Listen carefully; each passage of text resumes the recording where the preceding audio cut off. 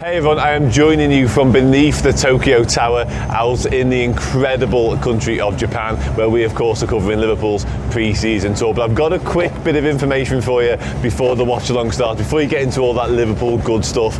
This Thursday, 5 o'clock, we at the Redmen TV have got a brand new documentary coming out on this very channel, the Redmen TV YouTube. It traces a story of loads of Liverpool legends who are owed one of these English Football League winners medal. That's right, we've told the stories, we've told how they deserve them and just how important and integral they were to the seasons in question. So do check it out, Thursday 5 o'clock, it's going to be fantastic, and there's more to come after that as well, so I'll see you soon.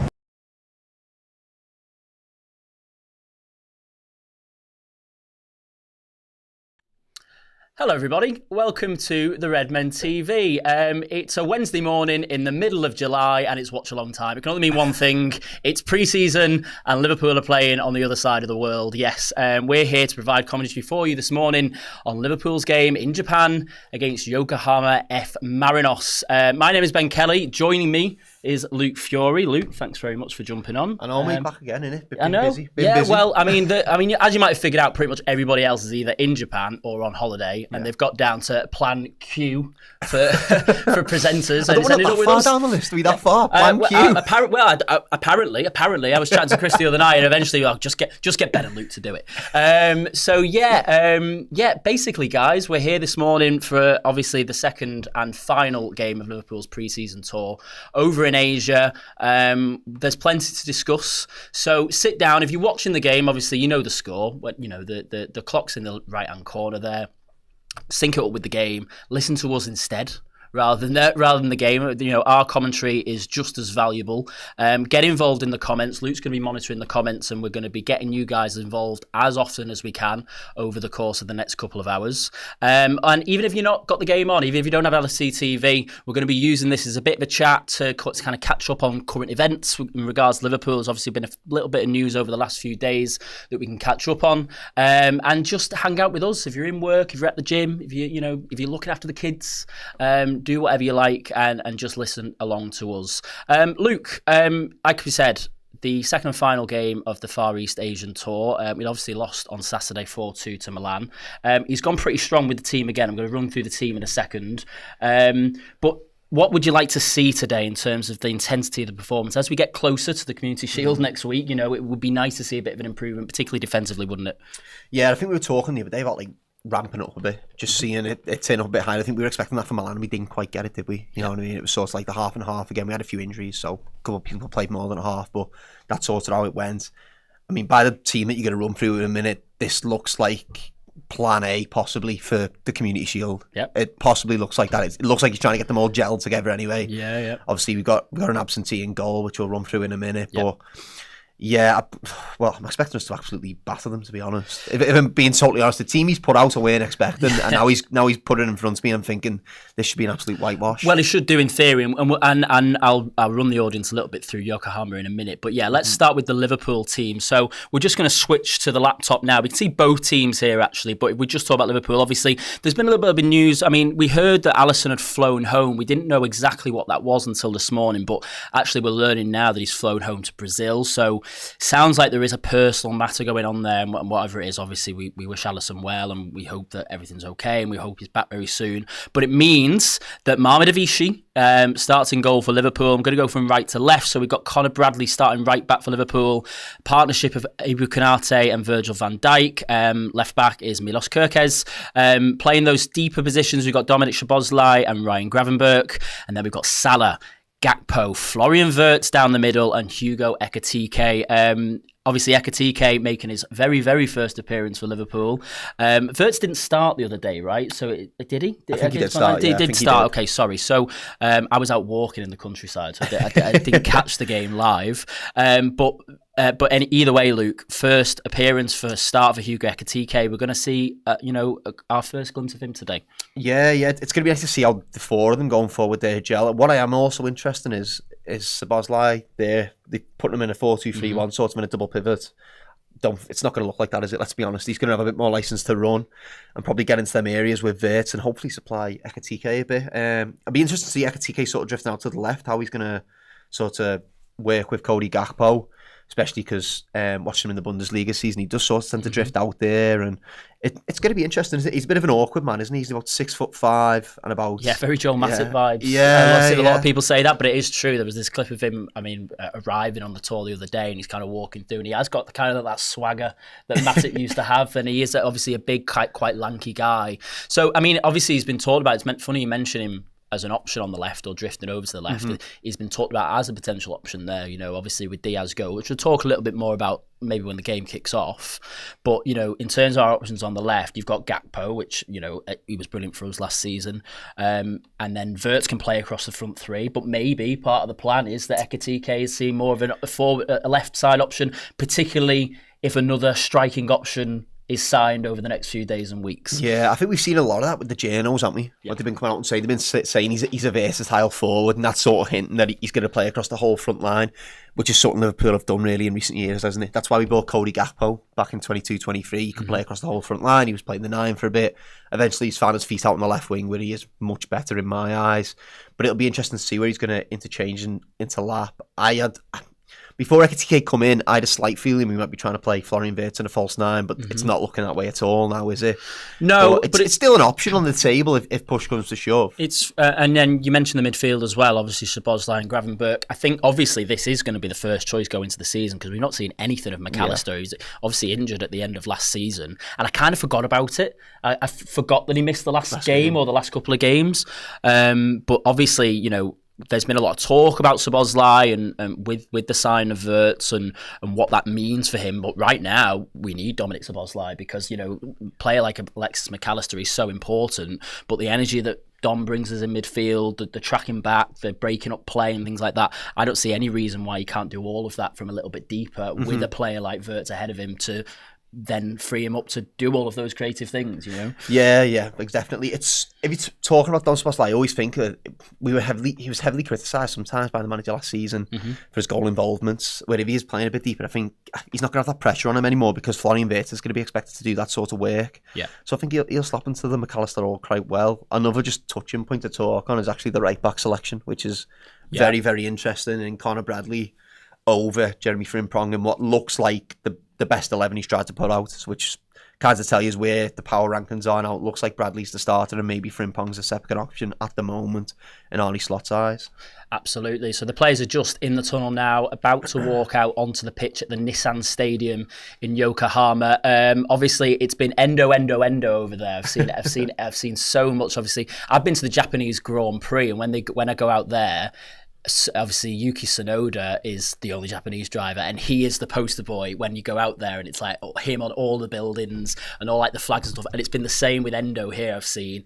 So it'd be good to see him today, wouldn't it? Just to give that fans a little bit something to cheer, Definitely. It looks like there's a little shield there up for grabs, little plate. That's what you want. Plate. Those pre-season trophies, they're the ones that count, aren't they, Arsenal fans? They are the ones. I remember watching it. Me, Paul and Chris went out to the tour in Boston, New York in 2019, obviously just after winning the Champions League, and we played Sporting Lisbon. Bruno Fernandes's Sporting Lisbon at the time. Okay. And we drew, and they didn't do any penalties, they didn't do extra time, they just split the trophy, which doesn't say, what more says we just all want to go home. You know what I mean? It was at the Yankee Stadium, everybody, we just want to go home. We just want to pack it in and go to bed. Everybody, we've got what we needed out to this. It was the end of the tour. Not one player stopped in the mix zone. They all just wanted to get on the plane, and off they went. So the players now walking out, God, it looks busy, doesn't it? It does look really busy. This is so. Have you been here before? I've not been to the stadium. So this is the. I think I'm correct in saying, you might have to correct me here. This isn't the 2002 World Cup final stadium? No, I don't think so. Is it not? No, a little bit before my time. A little bit before your time. I don't quite remember that. What's the first World Cup you remember? I tell you what, I don't remember. It's 06 for me. 06, really, that's my first World Cup. But I think this is the one with the pictures of Cafu with the trophy. I think. Is this the same place? Well, we can find that out. This is the place to be. Yeah, absolutely. Yeah. I want to talk the audience through a little bit who we're playing today, because I think the context is important, because maybe some people don't know, we're actually slap bang in the middle of the Japanese season, because their season kind of runs sort of February to October, November time. which is interesting for two reasons. Firstly, Yokohama, I mean, they are one of the biggest clubs in Japan. They've never been relegated, but they are in the middle of a relegation scrap. But a little bit like the World Cup, say, a couple of years ago, they should be fully fit. This isn't pre-season for them. And even though I expect this Liverpool team to beat them today, you know, in the middle of the season, you know, you'd rather be playing Liverpool now than in December when, you know, we're up to full gear or whatever. So I think that's interesting. But also, kind of a quirk of the Asian calendar is that their version of the Champions League runs from September to April like ours. So if you're a Japanese team in Europe, which Yokohama were last season, they made the quarterfinals, you basically get no break because the domestic season finishes and then you've still got to play the football. League phase and all of that, because obviously it's more geared towards like Central Asia. Obviously the Saudi clubs have kind of taken precedence in that competition. And I just think that's really interesting. They've also been through quite a lot of managerial turmoil. Harry Kewell was the manager not too long ago, replaced by Steve Holland, who was Gareth Southgate's number 2 at England for a bit. And now it's a guy called Hideo Oshima, who I presume is Japanese. But they've been through quite a few managerial changes and they currently sit towards the bottom of the J-League. So they're struggling a little bit, but they did make the quarterfinals of the AFC Champions League last season. So in theory, you know, they're kind of no mugs. They're just struggling a bit. They've got quite a few creative players. Obviously, and well, they are one of Japan's biggest clubs, so they're obviously playing a big game for exposure here. They used to be. Hans Postecoglou used to be in charge. Used to be the gaffer. Yeah, I've seen before that he went one. to Celtic, I think. Yeah, it was. Yeah. He actually won them the league in the second season from. Because he wins things in the second season, doesn't he? Yeah, and then he gets sacked for it, apparently.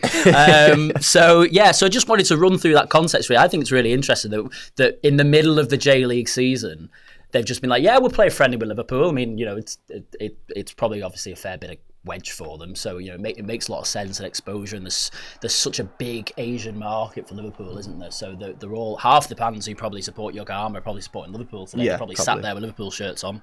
Seeing their team sheet, I'm seeing a few low numbers there. They're definitely not. Oh no, they're not messing about. But why there's a 7, there's an 8 there, there's a 10. Yeah. Why would they? I mean, you know, you again, you're in the middle of the season, so it's not time. It's not time to take time off. You know, you want to keep going. And also, you know, if you're a side that, you know, is in the higher end of Asian football in theory, and you know you're one of the biggest teams in Japan, you want to test yourself against one of the biggest teams in the world, the best teams in the world. I mean, you know, obviously Liverpool aren't taking this lightly either as we approach our season. You want to, you know, if you're a fullback or you're a centre midfielder, how do I deal with Mo Salah? How can I it's a big test annoy for Virgil van Dijk? If I'm a centre forward, you know, a lot of them won't get the opportunity to play absolutely. against them type of players. They might not leave Asia in their playing career, so. Mo Salah comes to town, it's probably a massive opportunity to sort of put yourself in the picture, isn't it? That'll be one for your living room. Players to look out for. We've got Anderson Lopez, Jan Matthias, who I think is playing on the right hand side. Anderson Lopez on the bench, and the number 20 in the middle, Jun Amano, who seems to play a lot for them and also contributes. You know, look, I'm not going to pretend to know who any of these players are. Just done a little bit of basic research this morning, but you know, most of the time we go into these watch-alongs knowing everything about the opposition. Even on Saturday, you know, we know who AC Milan are, we know who the players are looking out for, but this is an entirely different prospect. And it's interesting, isn't it, Luke? You know, as we come and shape to kick off, Florian Wirtz is on the ball. Liverpool have got the game underway. You know, most of the time, even in these countries, you end up playing another big European club. It's rare, really, that we play a local side. But again, having such a big Asian market, it makes a lot of sense that they want to do that, right? Yeah, it makes it. You want to tap into it, doesn't it? And we think we spoke about this on one of the podcasts last week about sort of Man United when the Premier League sort of got launched. They tapped into that Asian market very, very quickly, and we've seen a lot of success from it. And then everyone else is sort of only just following suit now, almost 30 years later. But it's fine. But they played City last year, didn't they? Because they are actually a City group side, aren't they? Yes, yeah. So they're one of the many teams that are part of that global network. We're just underway here. A goal kick has now been taken, and Virgil van Dijk with a big header through. The big one. And here's Mo on the ball. Oh, yeah. Ekitike for the first time. That's a nice little touch, isn't it? And he's just ended up losing a little bit composure there, but you know, nice little touch there, nice ball. He's timed the run right. Or was it a goal kick? Have I miscalled that?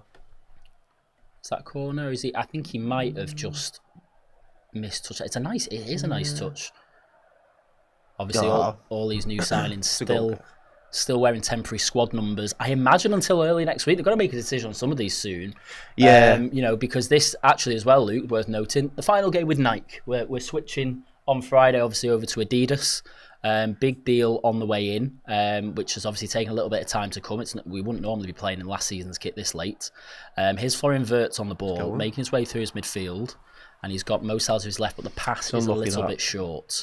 Yeah, and I think Liverpool won't make that mistake again with the kit, will they? Let's be honest. No. I think it that seems was like a special situation, I think. Yeah, it's not, like I said, it's not something we've seen before, but Nike probably getting rid of all their kits now half price, aren't they, in the middle of Asia? It was a good ball in, good shot there, blocked. Be a corner. It was a nice little bit of skill. That Iber on the left has just taken Conor Bradley to the cleans a little bit. He's got a good cross in, and is that goal kick as well? Has that come off the number 48? I'll tell you what, I couldn't be a referee. No. Clearly, it is a goal kick. We got it right. Well done, everybody. Ibu Kanate is taking the goal kick there, which is interesting. The ball's now in play. Marvin Avici on the ball, and now it's Virgil van Dijk. Plays it into Gravenberch in the middle of midfield. He's got options around him. And it's all just a little bit of a calm start at the moment here in Japan. Obviously, Liverpool, you don't want to play at breakneck speed, really, do you? Everybody's still finding match fitness as Virgil lumps a ball out of play. Brilliant. Thanks for backing that point up. But yeah, obviously, at the same time, won it high there, no? Yeah, won it high to Bosley. There we go, Mo Salah. Salah now has it on the edge of the penalty area. His cross is blocked, but Conor Bradley can hoover up the pieces. We've got 3 men in the middle. Gravenberch through the centre. And it's been recycled, and we're back with the centre halves. So yeah, obviously the last game in Nike, big deal coming on Friday. But it was a unique situation, wasn't it? With COVID and all that. And actually, I want to talk at some point, maybe when the game settles down a bit. James Pearce has released quite an interesting article this morning with the chief commercial officer of Liverpool talking about this switch and why they did it. And Ben Letty, I think his name is. I'm so sorry, I've got it in my notes. Ben Letty, apologies. But he was talking a lot about how Liverpool were always going to honour this deal with Nike. Yeah. He was actually really grateful to them because obviously all the kit, everything, even though the deal was coming to an end, all needed to be provided for this tour. And effectively, Nike were really good at doing that. Liverpool wanted to honour their end, Nike wanted to honour their end to make sure that the split, because you never know, we could come back to Nike at some point in the future. We've only done one cycle with them, as Salah picks it up and plays a nice reverse pass to Conor Bradley. Good opportunity for the ball in. And the throw-ins run over on the right-hand side. Yeah, obviously, I'm looking forward to Adidas. I'm most definitely looking forward to Adidas. Yeah, obviously, growing up, those kind of 06, 07 kits, the kit in Athens, the Torres kits with the long sleeves, that's kind of like my main prominent memory of Liverpool growing up, really, those Adidas kits. And then, obviously, there was a few, rubbish ones later on that also matched how well we were playing under Roy Hodgson. But the Adidas gear, some of it that's been leaked and, the kits that are supposedly coming out on Friday, I think it all looks fantastic at the moment. As a long ball is passed. Did that slip out of his hands then? That seemed a bit of a funny... This kid's fast, isn't he? Oh, God. Soboslai's going to get there, I think. Is he going to give a foul? No foul.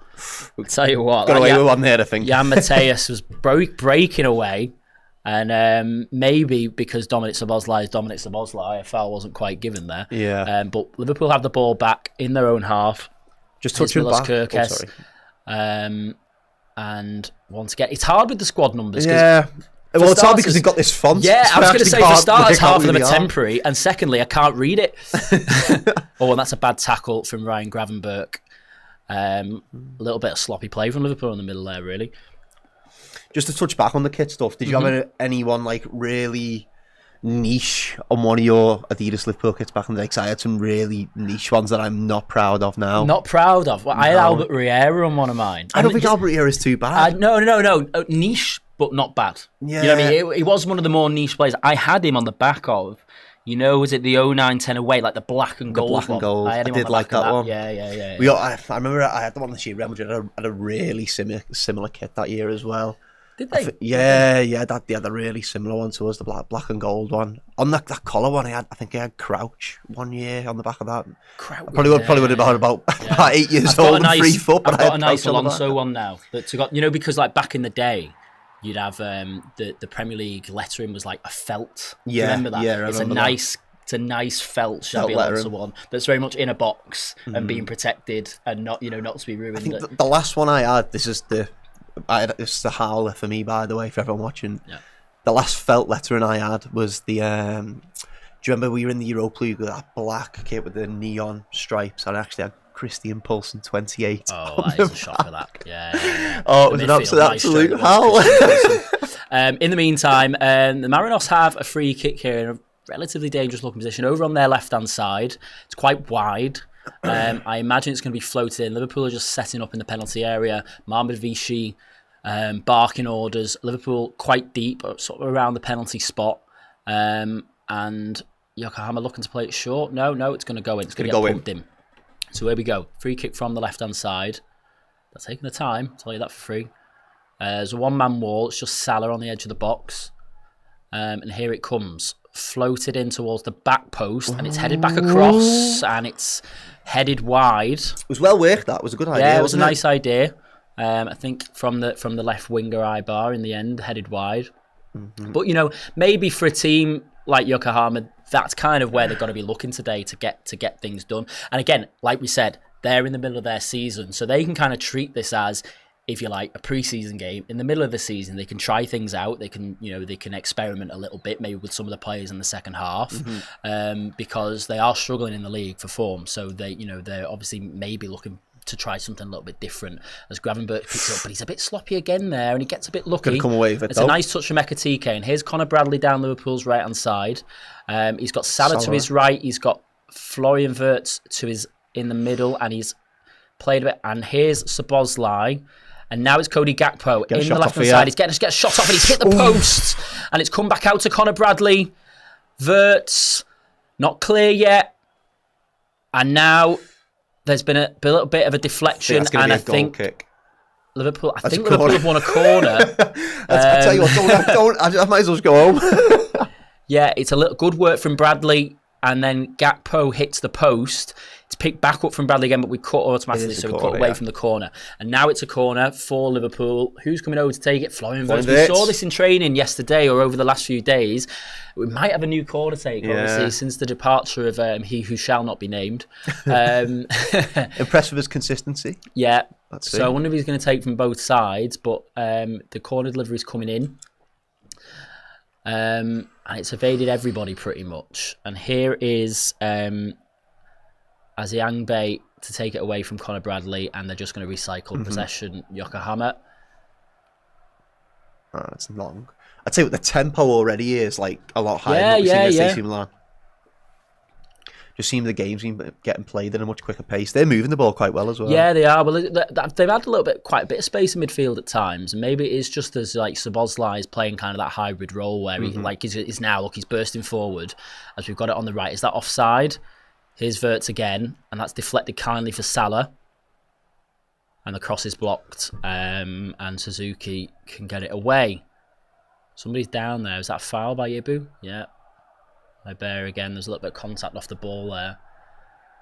And Yokohama have won a free kick near the halfway line, which I'm sure they'll take the time with.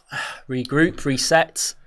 And we're about 10 minutes in here. Luke, do you want to take us through some comments? Yeah, I was going to say, just having a nose through the comments now, see if we've got any good ones. About anything. Let's just have a chat. This one's made me quite happy. To be fair, this one come up. I'm still learning this, by the way. Okay. So. No, I'm having a nightmare. We've got Paradino saying, why is this Japanese team so techie? They are very techie. Techie in what sense? I think he means like techie's a bit more like slang, just like why are they playing so well? And they were opening doors. They got a good chance there. That's very much a Gen Z term. Don't think I quite fit into that mold. So Japan are known for the technology. They are known for their electronics, but I wouldn't, Cap's saying Gakpo's looking sharp. Yeah, no, it was a nice opportunity, almost well taken there. I mean, that's what he does really well, Gakpo, isn't he? He cuts in, he can bend one into that far corner. We saw it quite a few times last season, I think particularly Man United at home. That when he cuts in, hits the roof of the goal. Anything else? Or I'm getting some quite funny ones here, to be honest. Someone thinks Mark Goldbridge looks like Jeremy Corbyn, so... Okay. What, really? I don't think so either. I'm not a fan of Mark Goldbridge as much as the next person, but I think that is quite harsh. Jeremy Corbyn's quite old, and as much as I like Jeremy, and as much as I don't like Mark Goldbridge, I think that's a bit of an unfair comparison on poor Mark, poor Brent. This is quite a good one here as well. Oh. Even with weights and energy, Szoboszlai brings us unmatched. Yeah, I think he is running a lot of hard yards already. Szoboszlai, absolutely, and I think again, like we talked before the game, as Kirk has just picks up this ball, and he's played a poor pass there, and Van Dijk's covering, and it's a good bit of covering from Van Dijk to collect the cross, and to corner to Yokohama. Yeah, I think he's got quite a convenient opportunity here, Szoboszlai, with the injury of McAllister, to really prove how important he is to this Liverpool team, because there's been so much talk about his future. Not so much his future, just his role really, and how he belongs in this team now. We've got such a top creative player to play that role that he was playing last season, and I think he is one who want to take that opportunity with both hands, to really show that over the next season, there's going to be enough games for everybody, and it's players more like Harvey Elliott and Curtis Jones that I worry about more than Szoboszlai, because I think he really is invaluable. And like you said before, now that pressure's taken off him for those goal contributions that maybe he didn't contribute quite enough to last season. Now that pressure's taken on him and he can just do what he does best with the energy that it provides in midfield, I think this role could suit him really well. And then when you get McAllister coming back into it, who is a different type of player, you've then got different options for different games. That's not a bad thing. No, I think it's a really good thing, but I can understand why maybe he's concerned about it. Because if you're in, we brought him in as a senior player for a lot of money. He's looking at that thinking, I'm going to get last minutes here. But I think a massive argument was everyone should have had less minutes last season, because we probably only used a squad of about 16 players of the whole campaign. So, but I think what we're seeing now is that, Slot is buying. Obviously, we're buying a lot of players, as we're discovering. But he's buying players that he feels like now he's got those extra players that he can rely on. And I think he'd obviously gotten to a stage last season where there were some players that he just felt like he couldn't rely even to come on. There were plenty of times last season where we wanted to see more of Harvey Elliott and it wasn't quite happening, which obviously nothing's happened quite yet, but it's still kind of heavily sensed that Elliott's going to be on the way out. Obviously, we saw a lot more of Jones, but now with the who we got on the bench today? We've got Frimpong, we've got Endo, we've got McAllister is on the bench. We've got even Naoni we're seeing come in, and we've got Nunes, who maybe still is on the way out. But he's going to have, I think, more options as this goes on, and as everybody gets match fit. Here's Salah on the right hand side. Plays it into, is that Bradley or Wirtz? Honestly, I don't know. That's Conor Bradley. That's Conor Bradley. Yeah, it's the font. It is the font. If anybody's watching the game, tell us. I can't read the numbers, especially the big numbers, because Conor Bradley's 84, and then you've got the likes of Wirtz and Ekitike with also these high numbers. At least I felt like the font against AC Milan though was a bit transparent. Like you couldn't actually see the font. Here's Wirtz, deflected for a corner. Liverpool have won a corner over on the right hand side. So obviously one player, Luke, that we're seeing the end of and have seen the end of. The news come through this morning. Luis Diaz has completed a €75 million transfer to Bayern Munich. It's an interesting one, isn't it? Because it's rare that a player doesn't outstay their welcome, but also at the same time, it kind of makes sense for everybody. You know what I mean? Like the transfer really, nobody really wants him to go in particular. But for him and his next step in his career, given that there was a little bit of a gap between contract demands and offers. Just as this corner comes in, we'll continue that in a minute. Wirtz is on the corner, so he's playing both sides, Wirtz, when it comes to the corners, and that has not beaten the front man. Brilliant. It'll be another corner. It will be another corner, though. Yeah, it seems like the right time for him to sort of move on, doesn't it? If we're not going to offer him that new deal. Yeah, well, there was talk that he was the 19th highest paid player at Liverpool, which, I think when he came in from Porto, three and a half years ago, I think he took that lower contract because he wanted to play for Liverpool and there was to make that next step. Yeah, exactly. And as he's gone on, he had the injury, which probably didn't help him. Liverpool have obviously decided that he's probably not quite worth the money as the second corner comes in. It's a better ball. And there's Bradley on the second, and now we're going to back out wide against Wirtz. Yeah, we've picked up with Wirtz again on the right, and that's a nice looking ball that's been headed away, and it's going to be a third corner here. No, it's going to be a throw-in. Liverpool have obviously decided that really probably what he was asking for was that second tier of money, probably where the likes of Kanate is and McAllister and players like that, which at his age, Liverpool side probably just isn't worth it. Well, he's in that stage where he needs a big contract now, isn't he? Yeah, That's the stage in his career where he needs a big deal, and with Liverpool, we've got that many big deals on the books at the moment. So you've sort of got to look at it and go, who do you want to give it to? I think he's probably looking at wanting a 4-year deal, and at 28 that would make him 32, wouldn't it? Was it 5 at Bayern? So it'll be 33, won't he? By the time they it's do over. kind of stick to the guns in these situations. Liverpool, they go. We know the policy that we've got. We know kind of the policy that we want to stick to when it comes to contracts. Obviously, they've made some exceptions this year for the creme de la creme of players, because I think any other 32, 33-year-olds, if they weren't Salah and Van Dijk, I don't think they would have necessarily offered the deals that they did. But when it comes to Diaz, there was obviously too much of a disparity in the end. Just as we got a player injured down here, by the way, so we're not actually missing anything at the moment for Yokohama. But the Instagram post is a nice touch. I'm not sure if you've seen that from Luis Diaz this morning.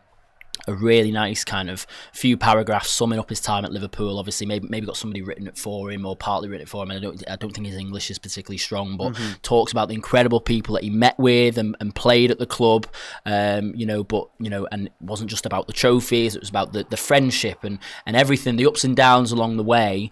But then in particular, he's had some real lows and real highs, hasn't he? Oh, 100%. I mean, 100%. He had all this stuff going on with his family at one point, and he was still playing through it. And then he's gone on to win the league at the end of the season with Liverpool. He's had a really good Liverpool career. And the injury, he had a big knock. Yeah, the injury at the time. But he rounds this off again, this Instagram post, just again by paying tribute to Diogo Jota, which is really nice. As I said, and I repeat, I carry everyone with me and in my heart, but one of them in particular, Diogo. I will never forget him. We will never forget him. Thank you for everything. You'll never walk alone. Which is just, again, like it's sort of proof really that even though we have gotten to a stage now where it is a little bit more business as usual. We're back talking about transfers. We're back looking forward to ahead of the season.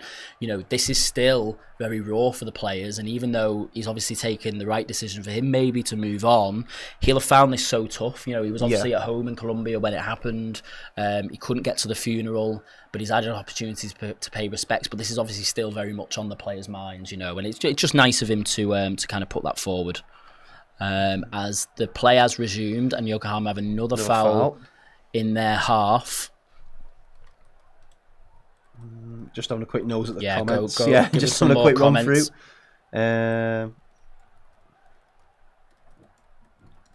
Seems to be everyone just trying to find out where the game is currently. So we're watching it on LFC TV. Yeah. So let us know actually, because obviously it's quite unique for us really to be doing a live stream in the morning. But where in the world are you watching from? Obviously it's a nice evening game. Very humid in Japan at the moment. The summers get quite sticky. But are you in the UK? Are you watching across Asia, in different parts of Asia? Are you up in the middle of the night in the United States? Because I much prefer it, Luke. I don't know about you, when Liverpool do play, because they kind of alternate the tours, don't they? They'll do America but it's miles better when they're over here because the time difference suits us a lot better. I'd much rather be doing this at this time than 3 in the morning. Than 3 in the morning when it's in the US. Here's Salah on the ball for Liverpool, playing it over to the right hand side. Conor Bradley and Salah again. And Liverpool just going to recycle. Very compact, aren't they? Yeah. As a Van Dijk plays one of those balls over the top, but Gakpo can't quite gather it in, and it's a goal kick. Liverpool just struggling a little bit really to craft opportunities here. I mean, like you said, very, very compact Yokohama, very, very organised, very they did look cliches of defensive teams, but they are. They're not allowing Liverpool a lot. But also, I feel like that first touch isn't quite there at the moment. Just as we were talking about a second ago, the 20th minute here, the fans around the stadium just sort of paying tribute to Jota. Lots of Jota shirts. It was a really big flag, that wasn't it? Yeah, round of applause, really. Again, just that reminder really of what a reach the club has. This has affected everybody everywhere.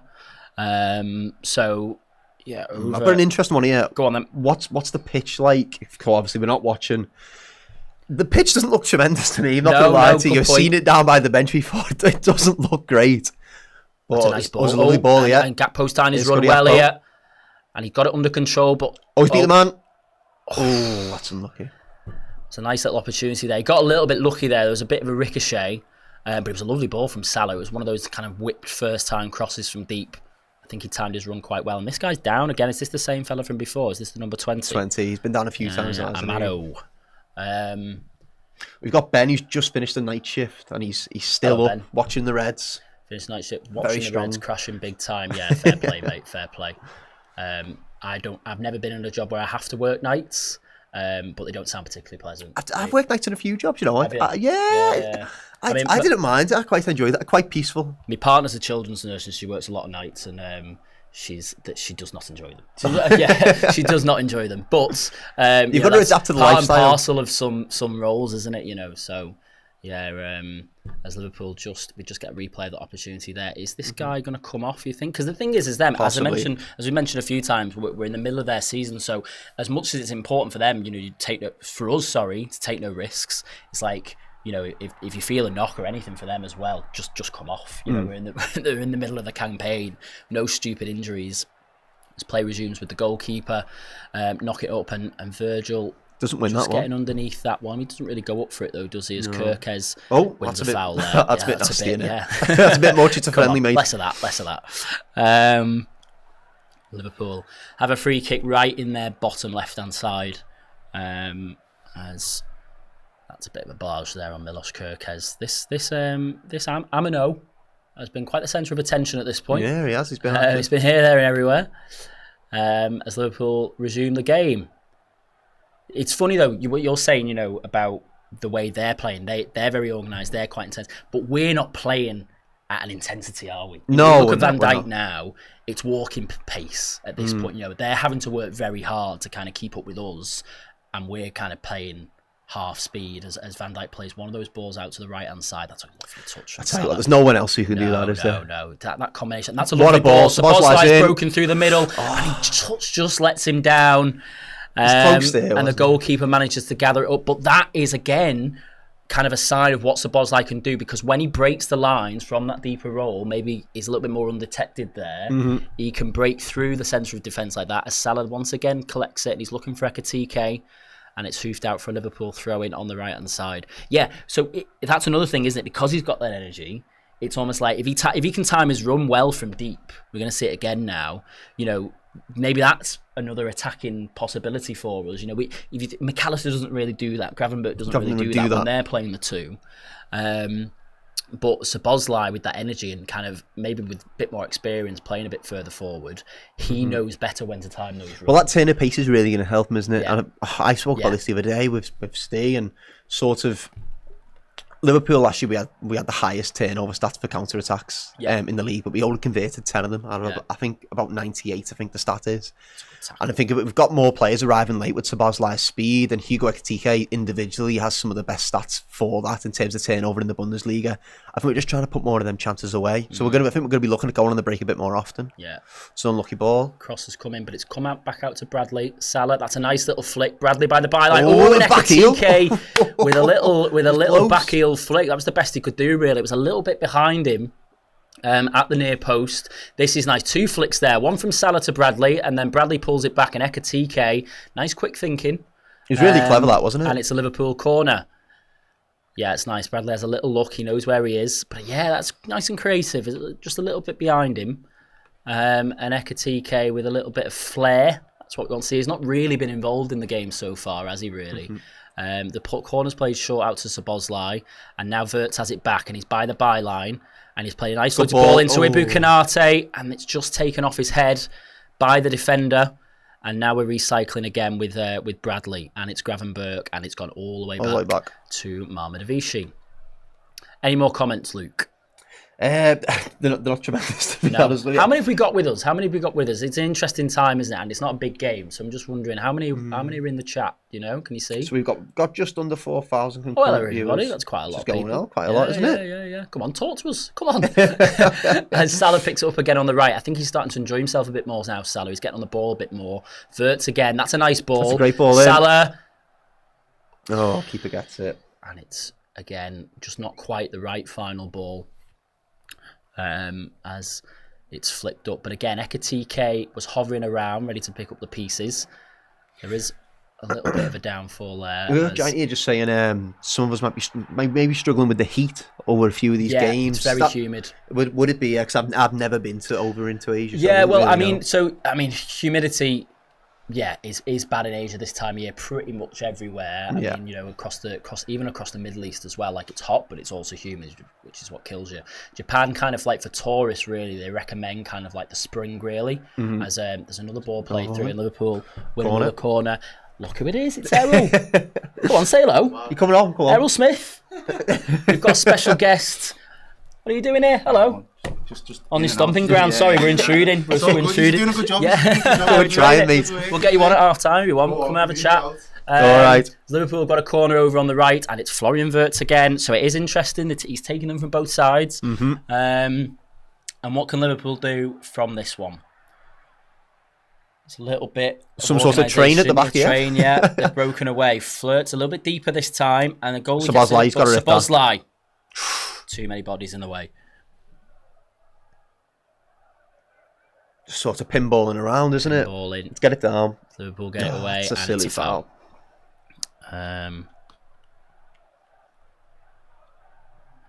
Let's have a look at some of the stats so far. So we're getting on for the half an hour mark. Liverpool have had most of the possession. Shock. 2 shots on target for Liverpool. Two shots on target. No shots on target for Yokohama. 2 shots off target. It's been a very drab game so far. A few half decent opportunities. Obviously, that Gakpo hitting the post is probably the most notable moment of the game so far. Liverpool just taking bit of time to feed the way into it. But Yokohama have it on the right here. It's very good for Milos Kerkez. Yeah, very good. Very good, and that'll be a foul, surely. Well. Yeah, it's a foul. Nice. Yeah. Matthias just trying to test his luck there, really, up against Kerkez. But Kerkez did well. He stood up, times his run well, and just has a go at him. Just a bit of transfer talk here. Absolutely. As well. So surely we need to sign a centre back before looking at Isak. This is like the age-old. Everyone's talking about this at the moment. This is the main point of debate at the moment. Look, I think as long as we get both done between now and the end of the window, I don't think it particularly matters what order it comes in. I think, of course, when you've got a player like Isak and the profile of that move, you know, we're talking about a British transfer record. This is a good ball from Kerkez coming in there. When you've got a move of that profile on the way, or potentially on the way, that's the one that's going to get all the coverage. Yeah, but definitely. There's no doubt in my mind that in the background, Liverpool are also looking at centre back. Very good. As they win it back quite high here. Just that final ball just isn't quite breaking there, for them at the moment. So no. The question we pose... Oh, wait, let's just wait there a moment. Wins it, and he looks at it, and he's got Salah on the edge of the penalty area, who lays it off to Szoboszlai. He's got a few options. Salah again. There. He's got Gravenberch to his left, but he plays the ball instead for Gakpo. And those kind of lofted balls has been kind of Salah's weapon of choice today. Those kind of lifted... I think he's give offside, not sure. Was he give a corner? Said it's gone out of play? It's gone out of play. I didn't look like it to me. No, I think he kept that in. Anyway, the question we had the other day was, you can only have one. So you can only have a centre-back, or you can only have Isak. But you can only have one before the end of the window. Who are you having? I mean, the heart says Alexander Isak. No, I think it depends whether you think, really, that if Liverpool think that Alexander Isak will be there in a year. So he's got 3 years left in his contract. I think... But the problem is, in a year's time, how many other clubs are going to be there? Are Real Madrid going to be there? Are Chelsea going to be there? If Chelsea have a good season, are City going to be there? I don't know. So if Isak wants Liverpool now, and Liverpool thinks we've got the money to do it, we've got the PSR headroom, and we think this is the best opportunity to do this now, then I think Alexander Isak is the answer. I don't think you pass up on an opportunity to go and sign a player of his calibre.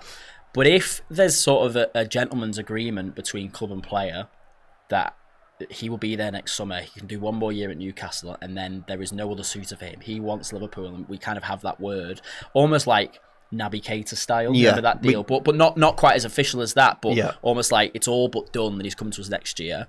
Then it's a centre back, which I know is a long-winded answer to the question, but I think we were all in the same boat. Yeah, we were all with you. We were all saying you can't pass up on Isak. Yeah, but we really do need a defender because We do. you know Joe We do. Gomez has gone home from the tour, hasn't he? No, he's got some sort of knock, and that's leaving us with just It's tough, Canate, isn't it? Van Dijk, I feel and so possibly sorry for Joe Endo. Gomez I because know. You can't get a break. when he's fit and when he plays. Just as Yokohama on the half-hour mark make 3 subs here. So we talked again in the middle of their season. This is an extra game that they've got to play. They've got to save legs as well. So who's going off here? Ibar on the left is going off.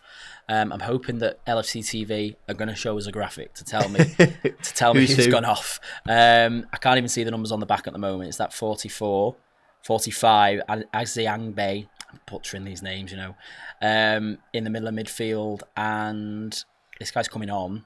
Show us, tell us. We need some sort of graphic on screen. Number 23 has come on. Rio Miyachi. Yeah, that's the guy.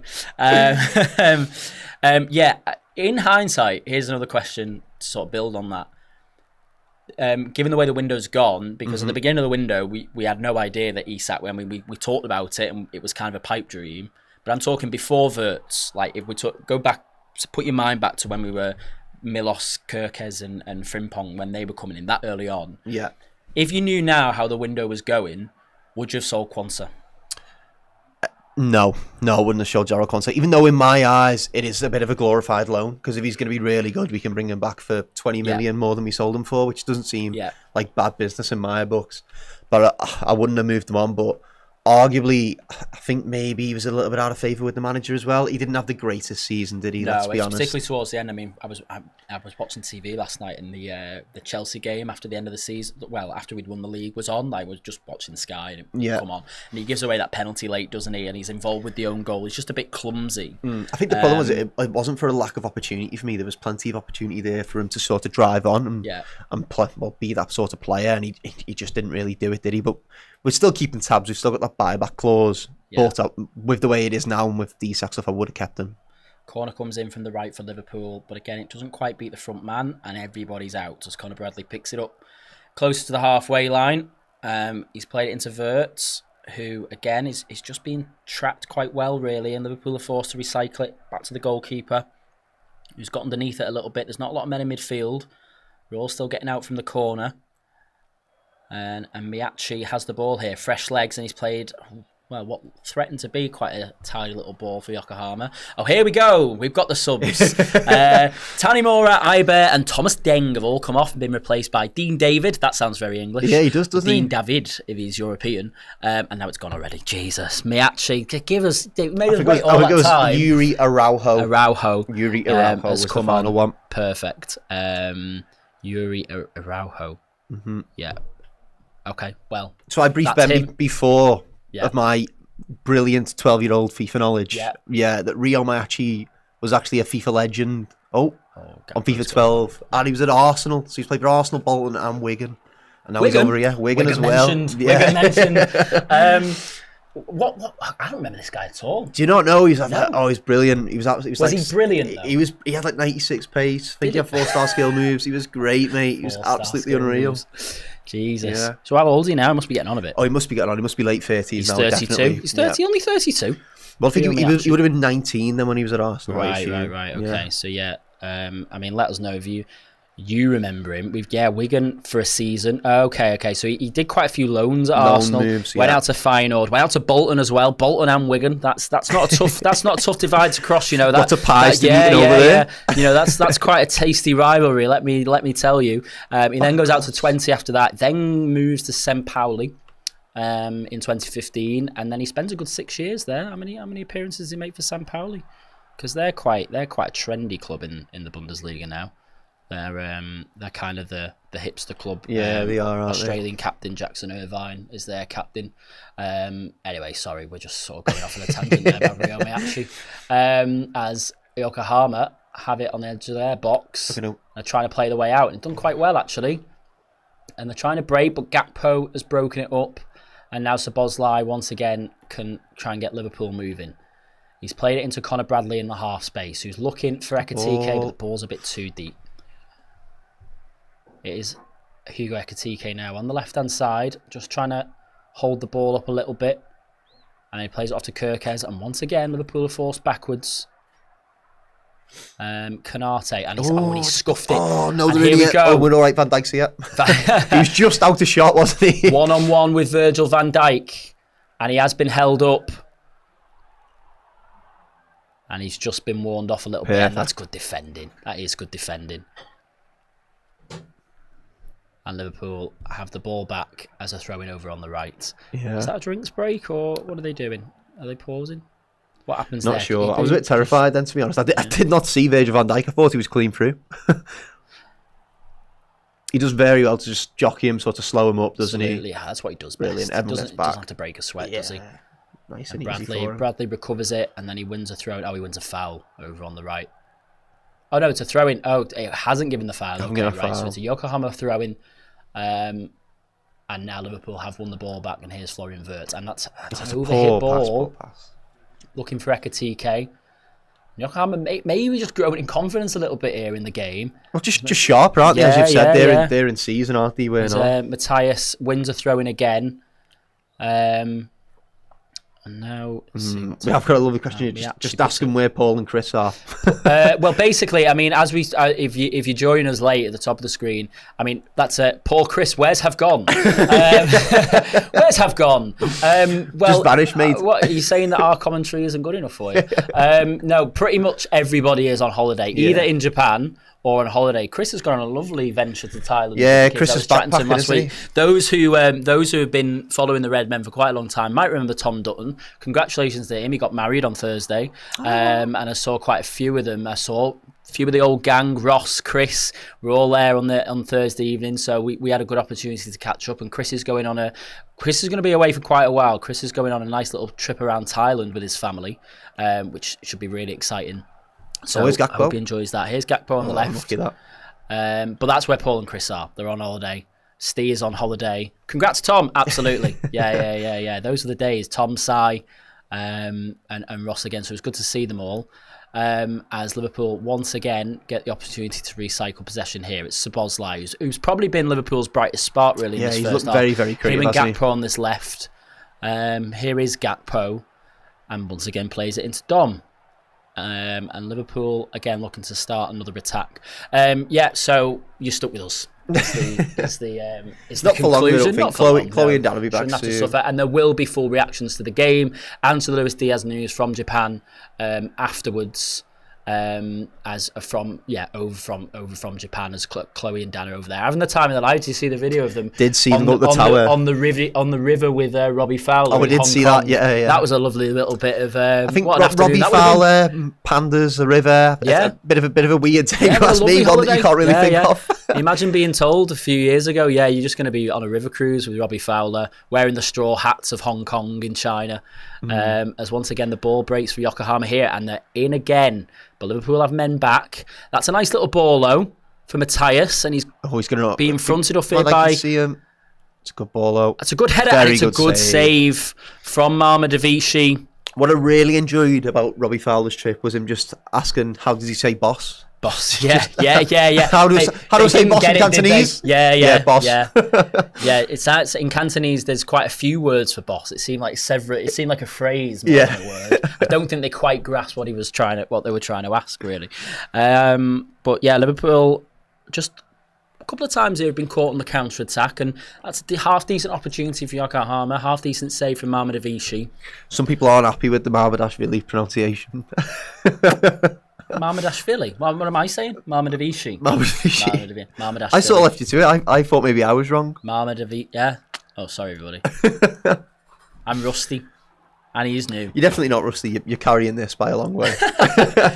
Marmadashvili. Apologies to all the Georgians out there. Kvaratskhelia. I've had to pronounce that quite a few times over the last few years. Kavichi Kvaratskhelia for PSG. But anyway, Yokohama. That's correct. Yokohama F. Marinos. That's right.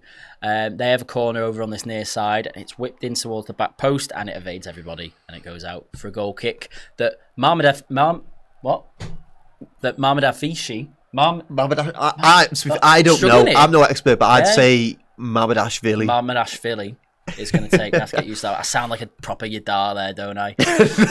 Yeah. Jeez, I mean, so far, my dad's attempts at trying to pronounce Ekatike, the The only thing that he can kind of get right is that he keeps going, it's a palindrome, isn't it? Yes, it is, Dad. Yes, it is. But yeah, few of the pronunciations my dad's so going far for, have been quite amusing. Yeah, my dad's going for Ekikatike at the moment. Yeah, everybody's stumbling on. I'm not there to correct him. I know what he means. I know what he means. Mamadash Okay, everybody, I apologise. Where are we up to in this game? We're 4 minutes away from half time. We're having a nice time here. It's been quite pleasant. Yeah. First half. It's not been the most intriguing game.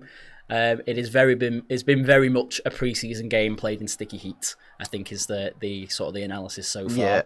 Yeah. But Yokohama, look, they're making a good account of themselves here. Very good pressing from Ekatike. Yeah, that is good. Ekatike. Who goes up and presses the goalkeeper, and it's gone out for a goal kick, but put the goalie under a little. That's a good one. That would solve everyone's problems, wouldn't it? Which just call them Georgie and Hugo. Okay. Yeah. Cheers to that. Brilliant. Hugo. There's gonna be some brilliant fan-made Hugo Ekatike merchandise already. Plenty. As the goal kick gets the game back underway here. 3 minutes till half time. Peter Ball in the middle. This 45 has been quite good. If I can't get the Liverpool players right, what hope have I got for the Yokohama players? Aziangbe, this number 45 in the middle, he's looked quite good. He looked quite sharp. Mm. I suppose there is also an opportunity here for some of these players to be like, put myself in the shop window a little bit. Why not? Okay, Liverpool aren't, at their best. But if I'm a player who thinks, there's a lot of there's a big market from the Far East, the Japanese league, into the likes of Germany and a little bit more into England, but particularly into Germany. A lot of players have kind of made that's a well-trodden path, really. So a high-profile pre-season game against Liverpool as Aziangbe just puts a bit of pressure on Florian Wirtz, who lays it off. You must be thinking, let's make a little bit of a name for myself. Van Dijk over to Gravenberg, who's dropped a little bit deep here. It's a good ball.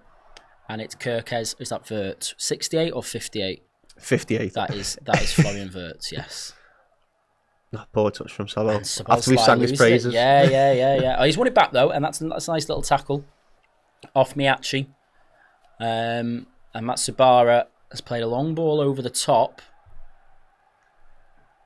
And it's hard to figure. It's hard to keep out. It's hard to keep up now with who's on the pitch and who's isn't. Not. Yeah. Good pressing there from Sabo. Have got it back. Yeah. No foul. Was a bit of a strong tackle. That's a nice little touch from Wirtz. And we're playing on advantage, and Wirtz has got a little bit of space here. I think Salah's your man, isn't he? Get it out to Salah, who hasn't been involved for a little while, Mo Salah, but he's made his way into the box here, and he's cut, and he's just had the ball taken off him. A nice little toe in from the left back there. He had the overlap on there as well. Matthias has it on the right for Yokohama, but there's another player down injured. So there's a little bit of a break. Let's try and figure out who's on the pitch here, because there's the number 26 who I actually can't see in the team sheet. So I just need to figure out here who's actually on. I think he was one of the subs, I think, that's come on. But unless I'm missing something, I can't quite figure out who. I don't know where else to look, really, because Yokohama's Instagram is probably all in Japanese. I would assume so. Yokohama FC. Carl Bernard is he's quite happy with us. Good job, guys. We're doing a really good job now. Speak That's to what us. It is. Yeah, good job, guys. Well, now I've nailed some of the pronunciations. Everybody's happy again. But it's not us you need to convince. See, look, I don't want to tread on the toes of Steve and Errol, but of course, I'm always happy to get involved with Redmen, really, when there's availability. As the clock just ticks over 45, I wonder if they'll actually give any added time here as the play gets going again. This is a great comment. Yeah, the Lazar Markovic money has finally been used to bring back Ben. Yeah, there you go, mate. Yeah. They couldn't afford me until that money was made released. The Lazar Markovic money. How much? Out of interest, Luke, just give it a Google. How much did we sell? Surely you went for nothing. Probably it was under £5 million. Which, to be fair, if that was me FIFA today, I'd probably have struck your hand on that. But how much did Liverpool sell Lazar Markovic for back? And what year? How long was he knocking about until? We were paying him for a long time, weren't we? Because he arrived that season after Suarez, didn't he? Yeah. Just finding out now. Yeah. Ezebu Konate is on the ball and plays that ball up to Salah. And that's a nice little touch. And Conor Bradley has a bit of space to run into here. And he's played it for Wirtz. And again, the touch lets him down. It's a few times today, Florian. 120 million quid, mate. Gravenberch for Salah. Probably not that high, actually, the fee for Wirtz. Yeah, I think the fee for Lazar Markovic, from what I can see, was a free transfer. Oh, well, there you go. So, yeah, well, that does match pretty much what the fee was. And maybe that was the joke. I don't know. Maybe he's done us there, hasn't he? It's gone right over all our heads. And there is half-time. Liverpool's 0-0 between Yokohama F. Marinos and Liverpool in the second game of Liverpool's pre-season tour over in Japan. Wataru Endo on screen. Will he make an appearance in the second half to appease those Japanese fans? He's got to have 45, and you would hope so. Yeah, you would hope so. He needs minutes in the legs anyway, doesn't he? But yeah, there is the break, and we're going to take a break as well, just as the clock begins to count down towards the second half. We've got a trailer for a documentary to show you, a little bit of something that the Redmen have been working on for a little while, and it's going to be released tomorrow. So we're going to play that trailer now as we go off and get a drink, have a reset, and we'll be back very shortly for the second half.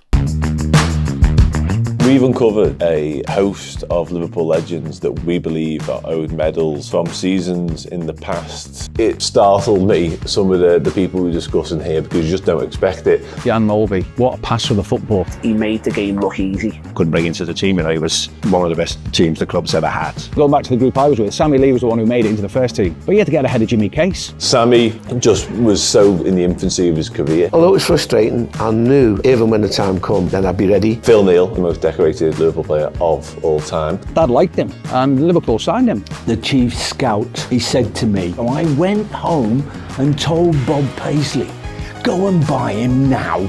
I don't think anyone can speak about David Fairclough without saying super sub. Part of the conversation I had with Bob Paisley while I was away seemed to intimate that perhaps they were tiring a little bit of me. Gary Gillespie was huge. Tasked with the job of breaking up Aaron Hansen and Mark Lawrenson. Ronnie Rocket. He just took the league by storm. No one was going to knock him off the ball. Battering ram who could go through defenders. Now it's about getting the Liverpool legends. You've just heard all about the medals. They were never officially awarded.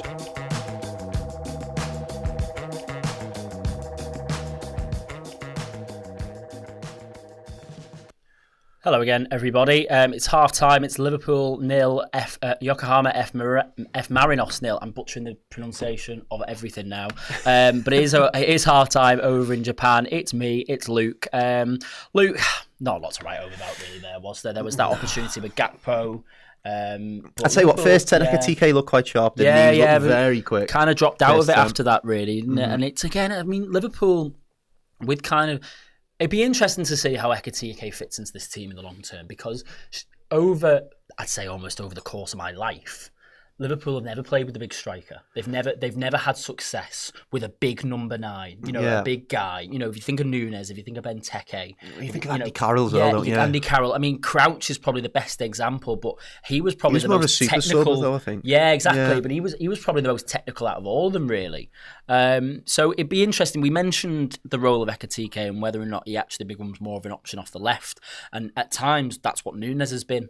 So with the departure of Diaz and with the probable departure of Nunes over the next few days and weeks, is he just going to slot into that role where they actually think, look, we've probably got a younger version of Nunes who we think is technically more capable and he can play on the left, and maybe that's just what he becomes? Well, I think what we've done is just look at Ekitike's stats. If you look at his stats on paper, he's one of the best in Europe in terms of where he can play and what he can do and what he can add to Liverpool's team.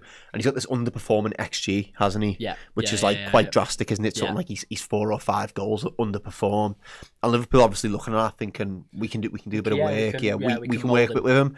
As we spoke about earlier, the stuff of his counter-attacking stats individually are really good as well. Yeah. They're obviously looking at that and thinking we've got some sort of long-term project here. A few of the comments that were coming in earlier that I probably could have brought up, but I thought we'll leave it till our time. Is how does Ekitike feel if Alexander Isak comes in? Yeah. Ekitike will likely then have to play more on the left if he's going to start games. Yeah. That's a given. Something he did do for Frankfurt when Marmoush would sort of drift down the middle and they'd sort of interchange. But he's not going to want to sit on the bench. He sort of left Paris because he weren't getting much game time. Yeah. And then he's going to come here and maybe have to sit there on the bench as well. Yeah, so. but I think this whole summer will be Arne Slot selling a vision to players. It will be. So, he's going, look, this is what I want to do. There's been a lot of turnover this summer for lots of different reasons. So how are we going to fit you into the team? Well, there's, in theory, 60 games over the course of the season.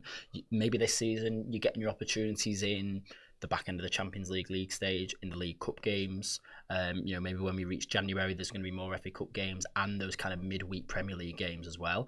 Right now, you're probably not going to be the first name on the team sheet, which particularly not if Alexander Isak comes in. Yeah. But if you take your opportunities, like for any player, it's very, very difficult once a player gets scoring for Liverpool to justify kind of dropping him. He's got to play his way into the team. So I think that will have been sort of the pitch. The pitch is that there is a lot of places in theory up for grabs here, particularly on that left-hand side. Now Diaz has gone. Gakpo has done really well for us and he probably will start the season as a starting left winger. But he's not what Salah is on the right. He's not. He's not prolific, is he? That place can be up for grabs if you want to make it yours. In the same, I would say the same for Florian Wirtz. But I mean, in terms of where Wirtz might end up playing, Well, I also think Wirtz is quite interchangeable as well. Exactly. He could go out there and play on the left, and he could play through the middle. And I don't necessarily think that the same conversation will have happened with Wirtz. If you pay him that much money for a player, then obviously he's going to play somewhere. But it's just, again, that might have been part of the pitch to Florian. So you're going to play across the front three at times. You're going to play on the left. You're going to play down the middle. You're going to play as a false 9 potentially. As well as the number 10. And I think Ekitike's just got to take his chances. When it comes to them. Should we just run through the stats here, which I imagine aren't very interesting, but just in terms of the half-time numbers, Liverpool have had 7 corners with 73% possession of the ball. They've given away more fouls than Yokohama, and they've won less free kicks as a result than Yokohama. No yellow cards, no red cards, 1 offside, 2 shots on target for Liverpool. So again, it's very much a pre-season game. Yeah, it is, isn't it? It's been there are lots. I know we touched on it earlier. But there are lots of comments about the pitch being quite poor and the ball sort of bobbling around. And I think you can see that when watching it. It's a little bit difficult to get it under control. Probably a positive takeaway from the first half is we've actually won the ball in a lot of high areas quite frequently. Yeah. So we are looking at pressing really, really high, which is and then good. Just kind of the last touch sort of letting us down a little bit, it'll really, isn't it? Yeah. Well, in the meantime, we've got some entertainment. Yeah. We've got some... in the last 15 minutes, they've made it all the way from Japan. Some crackers, some crisps. I'm not sure what these ones are. I'm not sure. These ones are like known. So these are Karamucho. These are like some of the most known Japanese crisps. They look... so they're going to be hot. Bit of a kick. Yeah. These look like some kind of sour cream and chive, to be honest. These look like they'll be like a bit of meat. Let's go them first, then I reckon, because we'll need the water for these. Oh, okonomiyaki potato. That's okonomiyaki is like a famous like pancake type dish in Japan. Okay. It's like made of like, well, you can have like meaty ones, but it tends to be vegetarian. It's like this pancake that's made full of like not celery, the other one, not lettuce. You're getting there. Yeah, lots of vegetables and potato in it, and it is quite nice. And then they like smother it in sauce, and it becomes this like crunchy pancake that you can put fillings into. Anyway, I'm gonna try and open this away from the microphone, not to blow it out or bother people in the ears. That's not open. Struggling. Let's hit the gym. There we go. I've ripped it. Sorted. Problem solved. Okay, right. Go on. Bombs away. Go on. I'm going straight I think these are going to be quite nice. Yeah. Okay. They are really nice. Yeah. They're like... they're a bit tangy at the end, aren't they? Yeah, a little bit. They're not quite sour cream and chive. They're a little bit more bitter than that. Like, almost like there's a bit of vinegar on them. Yeah. Sorry. Absolute mess. Okay. And what are the drinks? Right. So what I was told this morning is they had these in glass bottles, but I didn't want to bring 2 glass bottles in here. But these are the ones. What do you think we're doing? Yeah, these. I just thought we knocked them or spilled them over or something. There's glass on the floor. So these are the ones from Thailand, but these are really famous in Japan. Okay, Mogu Mogu. Okay, yeah. Yeah. Have you ever had, and this is one of those, if you know, you know, the lemon alcoholic drink over in Japan. They do sell them here now. They're they're in. You can get them in Tesco in like the specialty section. But I think it's called like Lemon 1903 or something like that. And it's this like 7% lemon drink, and you have like they just taste like juice. So you get them from like the convenience stores.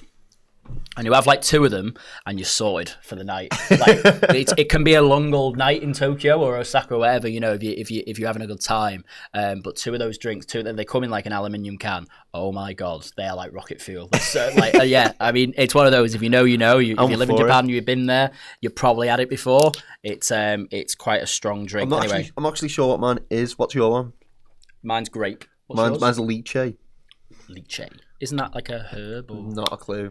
Anyway, but they do have some sort of like bits in them. So, see, look, and it's not even glass.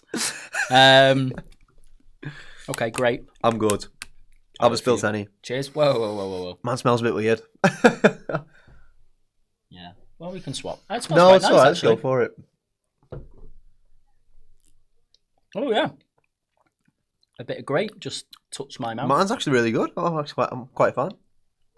Well, there's a bit of fruit in that. Only 5 a day, maybe. Hopefully. Can you tell the game's been interesting? Well, I just thought this would be good. This is on brand. Yeah. And it's good half time. It's the same as, isn't it? Everybody, Phil. just stall them. Right. I'm going to open these Caramucho hot ones. Okay. If I can get in them.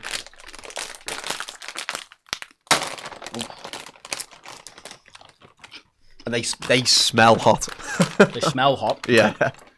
If you are just joining us, this isn't a mukbang. This is what you came for. It is the Liverpool versus Yokohama live stream, but it's half time. We've got about 5 minutes until the second half, in theory, kicks off. Okay. They're not too bad. They're all right. Oh, they're all right. Oh, is it one of those where it says they're hot and they're not? Oh yeah, they're quite nice. Like a sweet chili, aren't they? Yeah.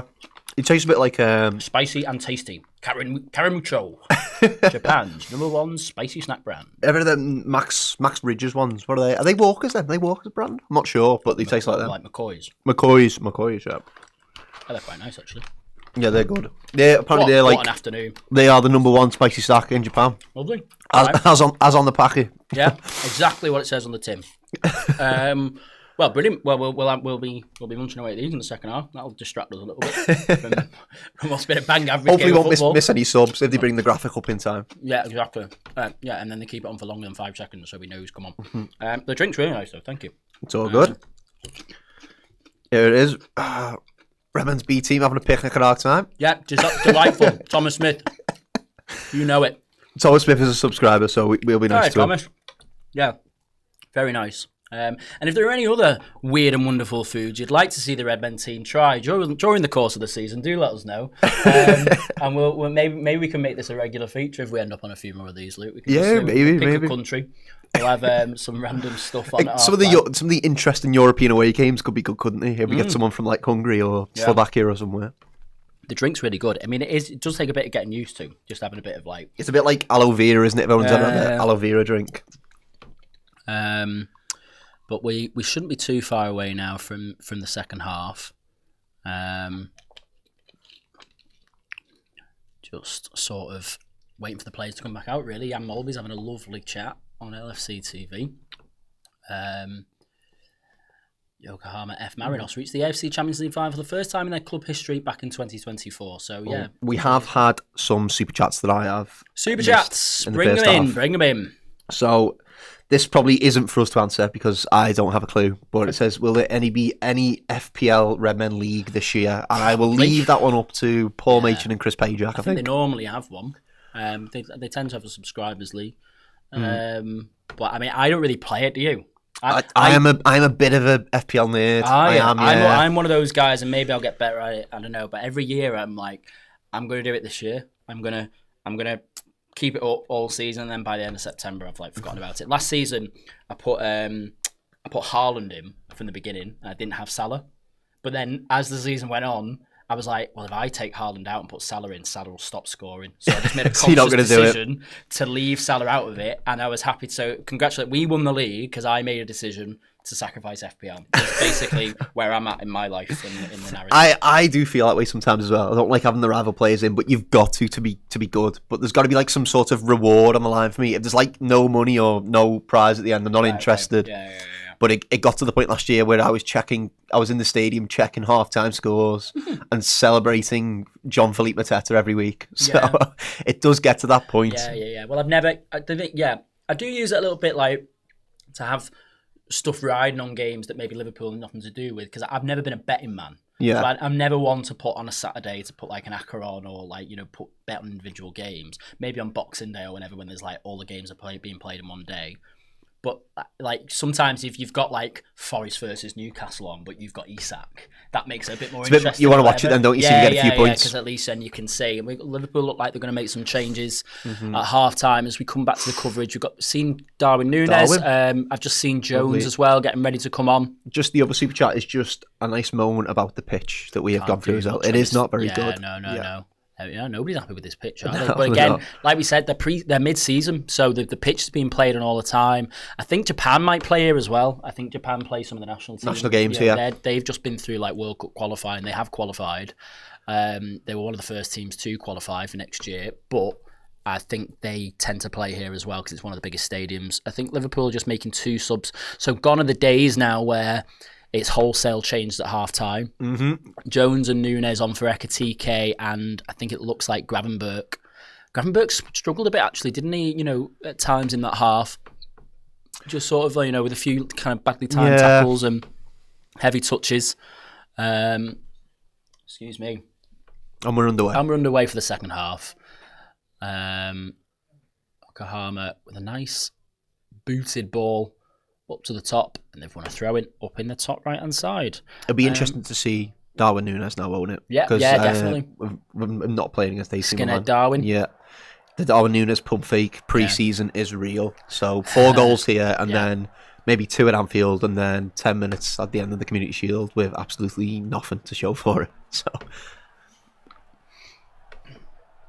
and this half has started with a corner for Yokohama. Up on the right hand side. Should have no problem getting red. Who has come off? Say that. Well, I'm just thinking, we've got a very big team, haven't we? We've got a very tall team. We're playing a Japanese side. Cross comes in for the second ball. No. Oh, I tell you what, you're a lucky boy. I am lucky indeed. Very. As the number 40, whatever the hell that is.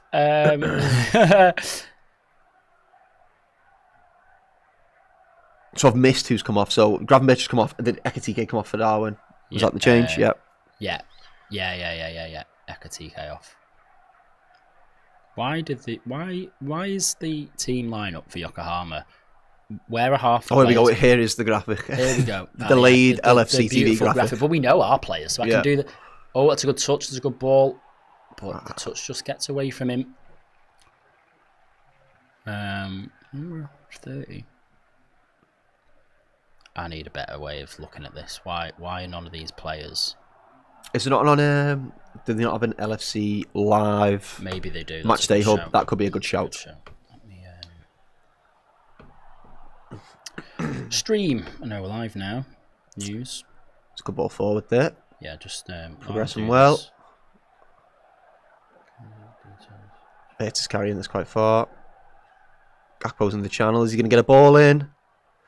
Lays it Soboslai. Soboslai just tried to play a little triangle here with Gakpo to get him in, but just slightly overhit. Back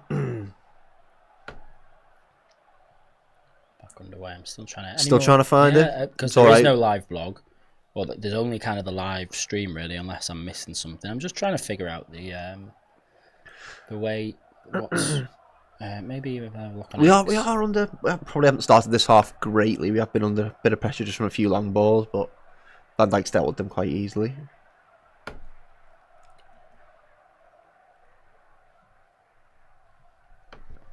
Mm-mm. Carrying it well there, going to turn. Yokohama are not. Oh, it's a through ball down in. It's cleared away by the keeper. Did look like he was just a touch offside. Yeah. Yeah, and the flag's gone up. I think they're going to pull it back. Wataru Endo is getting warmed up. They'll be happy to see him, won't they? He'll have come up on the screen. I tell you what, I've seen the vlog the other day, and I think they were trained at the Japanese training ground, weren't they? Yeah. And I think everyone who's made an appearance for Japan gets the name on the wall. So they were showing Wataru Endo's name on the wall, Takumi Minamino's name on the wall. Oh, and there's a bit of a mistake there from Van Dijk. I think he's offside though. Yeah, Yokohama do have the ball in the net, but it is going to be ruled out for offside, and I'm just... How far off are we talking?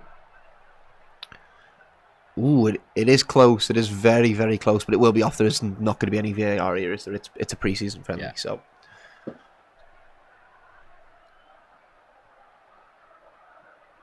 Armadavici on the ball. It's Kirkez, played through Sabo's for there. Szoboszlai. And now it's Kirkez again. That's a nice touch. He's just got away and he's won a foul. Has he? No, the referee's played advantage, and it's Nunes over on the left-hand side. He's just been stood up. It's a good tackle. I'd say it's been a cagey 4 minutes, hasn't it, back start? And I thought we were going to start maybe a little bit more on the front foot, but we seem just still a little bit cagey. We do need to move. Obviously, it is pre-season. There's no need to panic. We're not going to move much out of second gear, but we'd just like to see a little bit more creativity at times. There's a lot of talk on Twitter about the pitch. Is there? It's been a real topic of conversation. The far side of the pitch doesn't look to be too bad. It looks to be more in the middle and towards the bench. It's sort of the top corners don't look as terrible. It's used for any other sports, the Nissan Stadium, or just, possibly. No injuries in the next 90 will do, given the state of this pitch. Yeah, correct.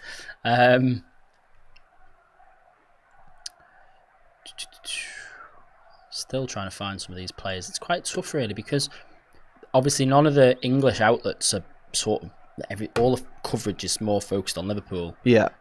He's beat them on there, Gakpo. Oh, it's going to be a goal kick. He was unlucky. But I'm telling you, I'm looking on SofaScore. I mean, maybe I'll try like another one of these like live score websites or whatever, just because like the numbers aren't really matching up with the players that I'm seeing on the pitch. Liverpool. I don't know how to work this website.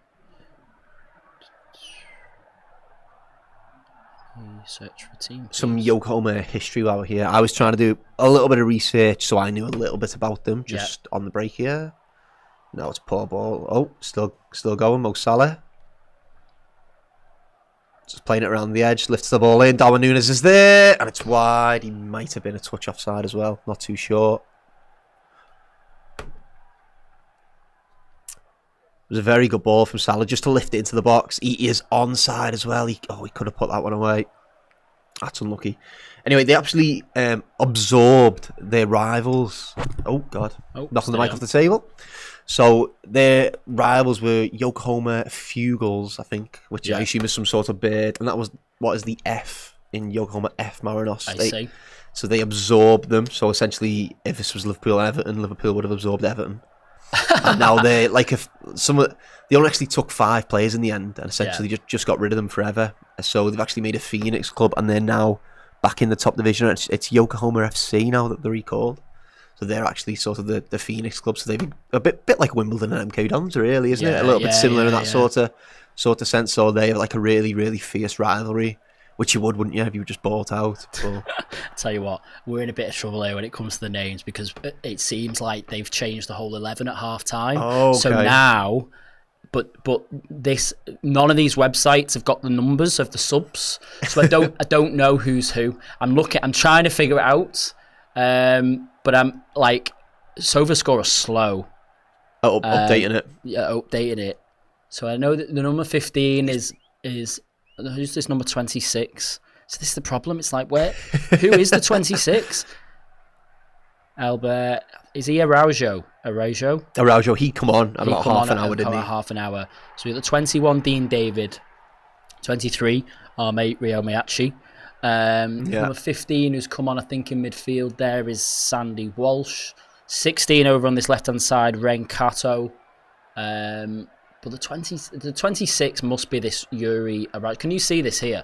Look, they've got numbers for the rest of them, and then he doesn't have a number. Yuri Araujo. Yeah. So is Yuri Araujo not the guy over on the right hand side? Well, depends I'm not if they've sure. kept this Matthias on. I'm trying to if anybody is an expert in Japanese football and fancies, because look, according to live score, they've changed the whole 11 at half time. Oh, okay. Everybody's come off. Or they've changed the rest of the 11. Obviously, they made some subs on the half-hour mark. Vertonghen's it back, and now it's a lovely turn Jones that to go. has some space to run into, and he's played Darwin, and that's a good tackle. From the number 15, and that is Sandy Walsh. So he looks like he's a centre back. It's fine. We're all figuring it out together. Yeah. As we all go along, Sandy Walsh, the Indonesian, apparently, who tends to play more of a right back, but he seems to be playing centre back here. Who's the number 33? See, none of these guys have. 32 maybe. Rio Kimura. Because they've definitely changed the goalie, because that's a younger guy than it was before.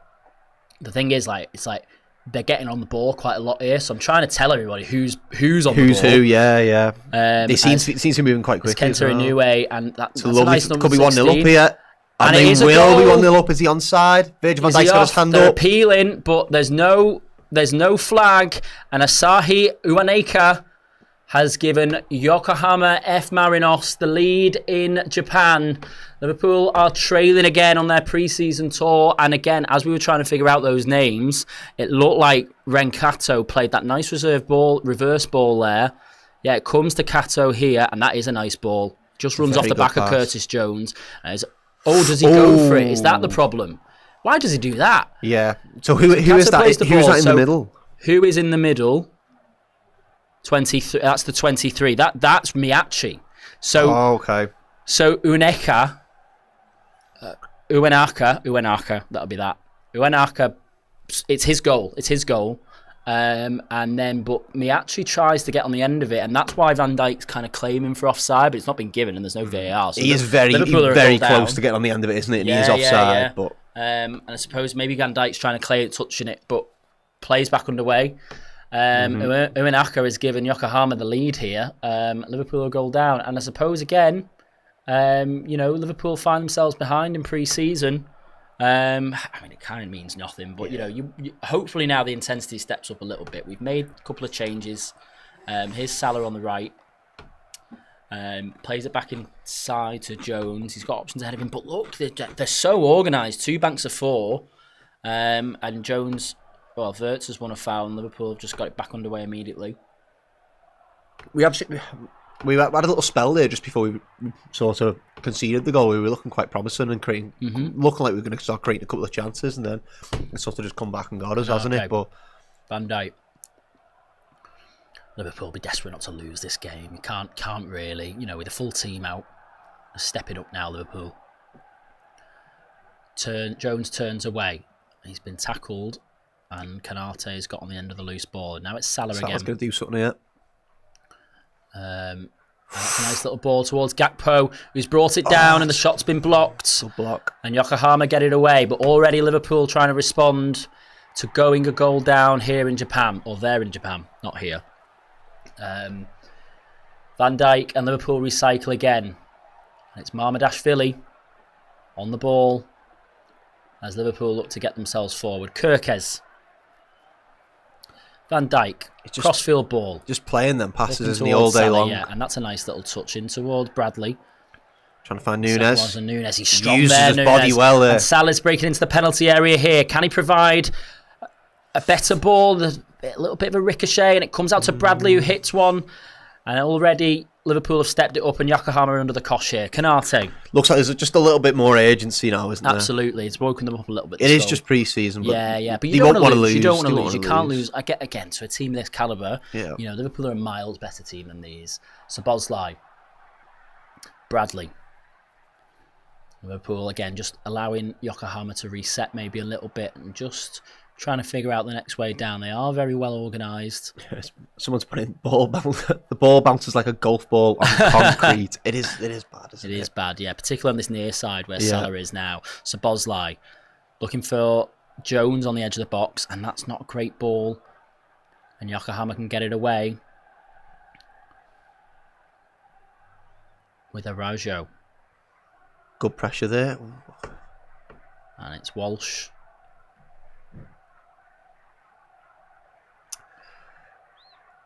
They played out. It was going to the final pass. They're going to get it out. Yeah, they've played out. They played out there really well, Yokohama. Conor Bradley here's to get over. Inoue, who has a go. Ooh. And it's just wide. I think Mohamed Avici had it covered, or Giorgio. And here he comes. Here comes Wataru Endo in front of an adoring home crowd. Lots of applause. Proud moment, really. You know, the lots some of the Liverpool fans, fans, you know, lots of Liverpool fans, but fans and it's Van Dijk actually making way. So I wonder if Endo's just coming on at centre back here, which is maybe an insight into our centre back options as the season goes on. Who's he going to give the armband to? Is he just going to give it to Endo? I would think so. Yeah. Yeah, that's a nice little touch, isn't it? Endo nice. Coming on for the last half an hour to captain Liverpool in front of his home fans. Fans over from that region of the world, so proud of any players really that make it into Europe, make it into the, you know, kind of the top level of football. And I'm sure a very proud moment for Endo and his family as he captains Liverpool for this last half an hour, and Liverpool are back underway with Mohamed Avici.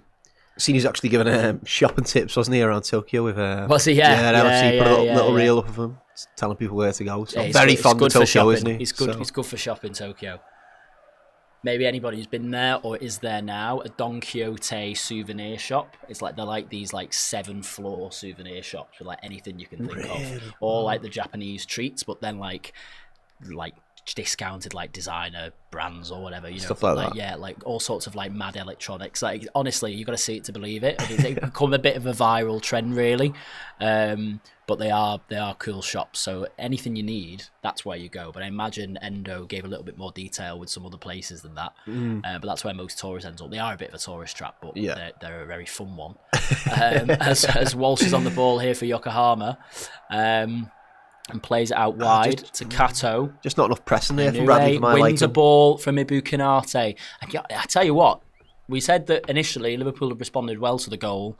Yokohama have obviously taken quite a bout of confidence from it as well, because they're coming forward with a lot more flair now. This second half team, lots of energy in them, and obviously as Liverpool begin to tire, Yokohama have changed everybody, so they're going to have fresh legs, they're going to have more energy, and Liverpool might just need to weather a few storms between now and the end of the game as they begin to tire. Yuri Araujo comes over. Yes, that is him, because I can see the name now to the bottom of the shirt. Araujo comes over to take the corner, over from the right, over to the left. Liverpool looking to defend this as it's floated in towards the back post, and it's Endo with it away. And that's a nice second ball. Dealt with. Can we break now? Can we break? Verts. And that touch again. Oh, and the defender does well there, and it's back over to Araujo, who's still over on this left after that corner. And he's played it into Watanabe. Brilliant. And Jones has won it. Pressing from and Curtis Liverpool Jones. now are 3-on-3. He's got Salah to his right. He's got Nunes to his left. He plays it into Salah, who puts it back again for Jones. And it's Verts! And Florian Wirtz lovely has a goal for Liverpool in pre-season. He got 2 assists against Stoke, but he has his first goal in a Liverpool shirt, and it's a lovely tidy finish. It broke kindly for him in the box, it has to be said, but that was well won by Curtis Jones and a well-worked goal from Liverpool. Yeah, I was at fear that we were overplaying a little bit. There were a few too many passes, but then it just fell to him perfectly, didn't it? He just so calm, so composed, strokes it into the bottom left-hand corner, just opened up his body. Trying to play it back to Jones, and then, it just goes through both of them. Jones is in a tussle with Sandy Walsh, and it breaks away, and then that's a good finish from Florian Wirtz. Great. And that's what you want to see from him this season, really. You know, he's a player who needs to be in the right place at the right time. Break it, balls break like that. Really exactly, late there, comes late. Not really. Obviously, it's really well won by Curtis Jones. That's how the goal starts, but Wirtz isn't involved in the move at all, really, but he's there, he's anticipating, he's ready for the ball to break to him, and it's a really good finish. And that is the end of Florian Wirtz's contribution. My work is done. My work, I'm going to, he has come up. I wonder if Liverpool are going to make quite a few changes now, sort of as we've just gone over the hour mark. Rio Ngamoa's on. Ngamoa comes on for Liverpool, so... That's the only change. Harvey Elliott is also on. Oh, there's Harvey Elliott. So I wonder if that's for Salah. Trey Naoni's also on. We need a graphic, please. Changes. Go on, give us a graphic. Give us a graphic. I think that is also Alexis McAllister. So I think we've made a real few changes there. With a few ready to come on. Yeah. Oh yeah, McAllister, Ngamoa, Trey Naoni, Simicast. So we've made a change. So Kirk's off.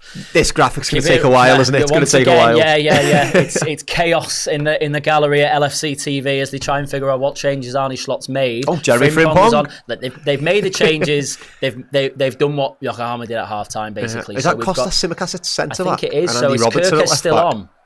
Oh, Kirk still on. Or is that Robertson? I'm waiting to see the number. I think it's Kirk then. Let's try and find out. If you just keep an eye on the game, mate, I'll keep. I'm sure there's going to be an influx of changes, and that will be communicated to us. Mm-hmm. Just sort of playing around in the background, not much happening. Via Liverpool's X profile. So I think they're trying to figure it out as well because it's not been published yet. So that is Andy Robertson, Simicast in the middle with Endo. That's a bit of an overhit ball. So we brought in Frimpong. So from what I can see, we've taken off Salah, we've taken off Kanate, we've taken off Wirtz. Oh, here we go. Wirtz, Szoboszlai, Kanate off. Ngamoa, Elliott, Simicast on. And there's going to be another graphic in a minute, I'm hoping. They've kept the goalkeeper on, obviously, I suppose, because Alisson isn't there. So Mamardashvili stays. Simicast plays centre-back. And then McAllister's come on. I assume. So he's just brought. He's brought Szoboszlai off. He's pushed Jones over. As McAllister looks to be playing more of the six over on the left. Now it's Naoni. Robertson. I think it is Robertson, isn't it? Yeah. Yeah. I don't think that is Kirk's anymore. So it's an interesting one, Simicast. Because it's another interesting one, really. The left back debate. I thought Simicast might have been moved on by now. But there hasn't even really been any chat about any of the left backs other than that brief spell where Robertson seemed to be Atletico were after him. Nothing's really happened since in that area, and that's because we've been making a lot of incomings. But do we need three left backs unless his vision is one of them is going to play centre back? Well, I was assuming Andy Robertson would have been playing centre back if we were going to keep one of them, and he's actually the one at left back, and Simicast is the one at centre back, which is a bit strange to me. But it's just a bit mad that Simicast, how many weeks of the window are left? We're talking about 6 weeks now. Yeah. So there's still plenty of time. There's still obviously going to be a few outgoings. 6 weeks and Simicast could be playing somewhere completely different if he's going to go. Yeah. It must be really difficult for players' family sort of just pick up and go. Hopefully not too far if he's going to leave. But if he's going to stay, I mean, 3 left backs were spoiled for choice, really, aren't we? So let's see what happens. Andy Robertson played, done a few games centre back for Scotland, hasn't he? And sort of a free back on the left hand side, so he can play the role at centre back. But did he play a game centre back last year? He had a bit of a stinker, didn't he? Sorry, who's this? Andy Robertson. Yeah. Did he play at PSV at centre half? PSV away, and he had a bit of a. Yeah, I mean that's a good memory. Bit of a howler. So here's the second graphic. So Bradley off for Frimpong, Kirk's off for Robertson, and Salah off for McAllister. I still don't think that's all of them. Because he's not. We want to foul it. Yeah. Jones kicking it up against. All the numbers, man. Yeah. I was just getting used to who everybody was, and then they've changed everybody. Winarka, who scored the goal. And here's Ngamoa on the left-hand side for Liverpool. Naoni, that's a nice little flick. McAllister on the edge of the box, played over to Frimpong. Liverpool have got men in the box here. Lovely ball, it's a good ball. Oh, great and goal. It's Trey Naoni. It is Naoni for Liverpool, and Liverpool have turned this round very, very efficiently here in Japan. It is 2-1. I'm assuming he was onside. The goal will be given, but a lovely ball there from Jeremy Frimpong. Lovely. Ball played out wide to him by McAllister. Yeah, perfectly weighted. Nice bit of whip on it. And a nice athletic finish, really. He had to really reach for that. Jump shoot. What Naoni. would you call it? Scissor kick? Yeah. Well, just reaching for it. He's well onside. Oh, he's only one floor. That's a really nice bit of contact. That's a tough one, that, because he's really got to watch that come all the way through. He's got to time his jump. Yeah, that's a really good finish from Traore. He'd be made up to get a goal in pre-season as well. He got one last season at Anfield, didn't he, in the Sevilla game? So we made up to get one. What do you think the role is going to be for those two this year? Do you think this is just I think this is different to, say, last year with Sepp van den Berg, where it was very much he was playing to be put in the shop window. I don't think that's the case with Naoni and Trey. Sorry, Naomi and Rio. Mm-hmm. But do you think this is a little bit of a false equivalency in terms of actually how many more minutes they're going to get? Because it's interesting, because Ngamoa has been playing really well. He's looked really good against some decent opposition as well. So actually, we were talking before about the role of, say, Ekitike and what games he's going to play and all that. But actually, are those League Cup games, those, kind of midweek Premier League games, or if we qualify again early from the Champions League, the later Champions League games, are they going to be where we see the likes of Ngamoa and Naoni? Yeah, definitely. I think so. And we seen that with PSV, didn't we, this season, when a lot of them got a couple of minutes. And I think them early rounds of the Carabao Cup as well, we'll see them come in. I think Rio might be looking at getting a lot more minutes than he did last year. Yeah. With Trey, I kind of see him, he's sort of in that middle ground. I can't see him progressing much into him minutes-wise. Yeah. And I think maybe a loan could be good for Trey. They only get out there. We're stacked in the field at the moment, aren't we? We've got a lot of players, haven't we? So maybe it is a little bit shop window for that. Yeah, but I think with Rio, the amount of minutes he's been getting in pre-season, now Luis Diaz going, I know there's a few murmurs yesterday that we aren't going to replace Luis Diaz, and if there is going to be a replacement, it's going to be Isak. Yeah. So we're not looking at Rodrigo anymore. Rio could get a lot of game time. It'd be interesting to see what they do if Isak doesn't happen for whatever reason. Do they then go back in for Rodrigo? Because the word is really that Rodrigo fancies it. Yeah. So actually, at that point, if you don't spend, as Ngamoa picks it up on the right again, on the left, and he's facing up, he just made his way into the penalty area. Few step overs. They're standing off him, and he's twisting and turning, and he's made his way to the byline. Brilliant, isn't he? Absolutely, and he plays it into Nunes, and he is a handful, isn't he? God, look at him, he's so young, but I think there are, kind of, if you think about, he played the game against who did we play in the third round of the FA Cup in January? Accrington. But he looks like he's bulked up since then. He looks like he's obviously hit the gym a bit, as he maybe, reaches the end of growing, as kids do. He's obviously can maybe hit the weights a bit more. As Yokohama make yet more changes, which is not convenient for us. Is this our mate Araujo going off? He's not... He's not had much done of a spell, has he? 40 minutes, hasn't he? 30 minutes, something like that. No, a bit more than 30, about 40, 50 minutes, hasn't he? So, when did he come on? 25, 41. Roughly? Something like that. He's put a stint in. But yeah, one of the lads who goes my gym, Josh Woods, is actually marking Rio and Ngamoa in that game. So Matsumura comes on, Asada comes on. I think they made 3. Who's that one? Who's that guy there? Hard to tell. 28. Well to win that trait. 28. It's a tough one. Tough to keep up with it, Jesus. I think we've seen Frimpong getting really high there as well for that goal. Really getting in them high areas, looking for the ball to go in, overlapping. It's also very, very Trent-esque. It's a long ball played forward. And Marma Davishi collects it, and Endo's on the ball now. I think he's being cheered every time he's on the ball. I think you can hear a bit of a ripple of applause.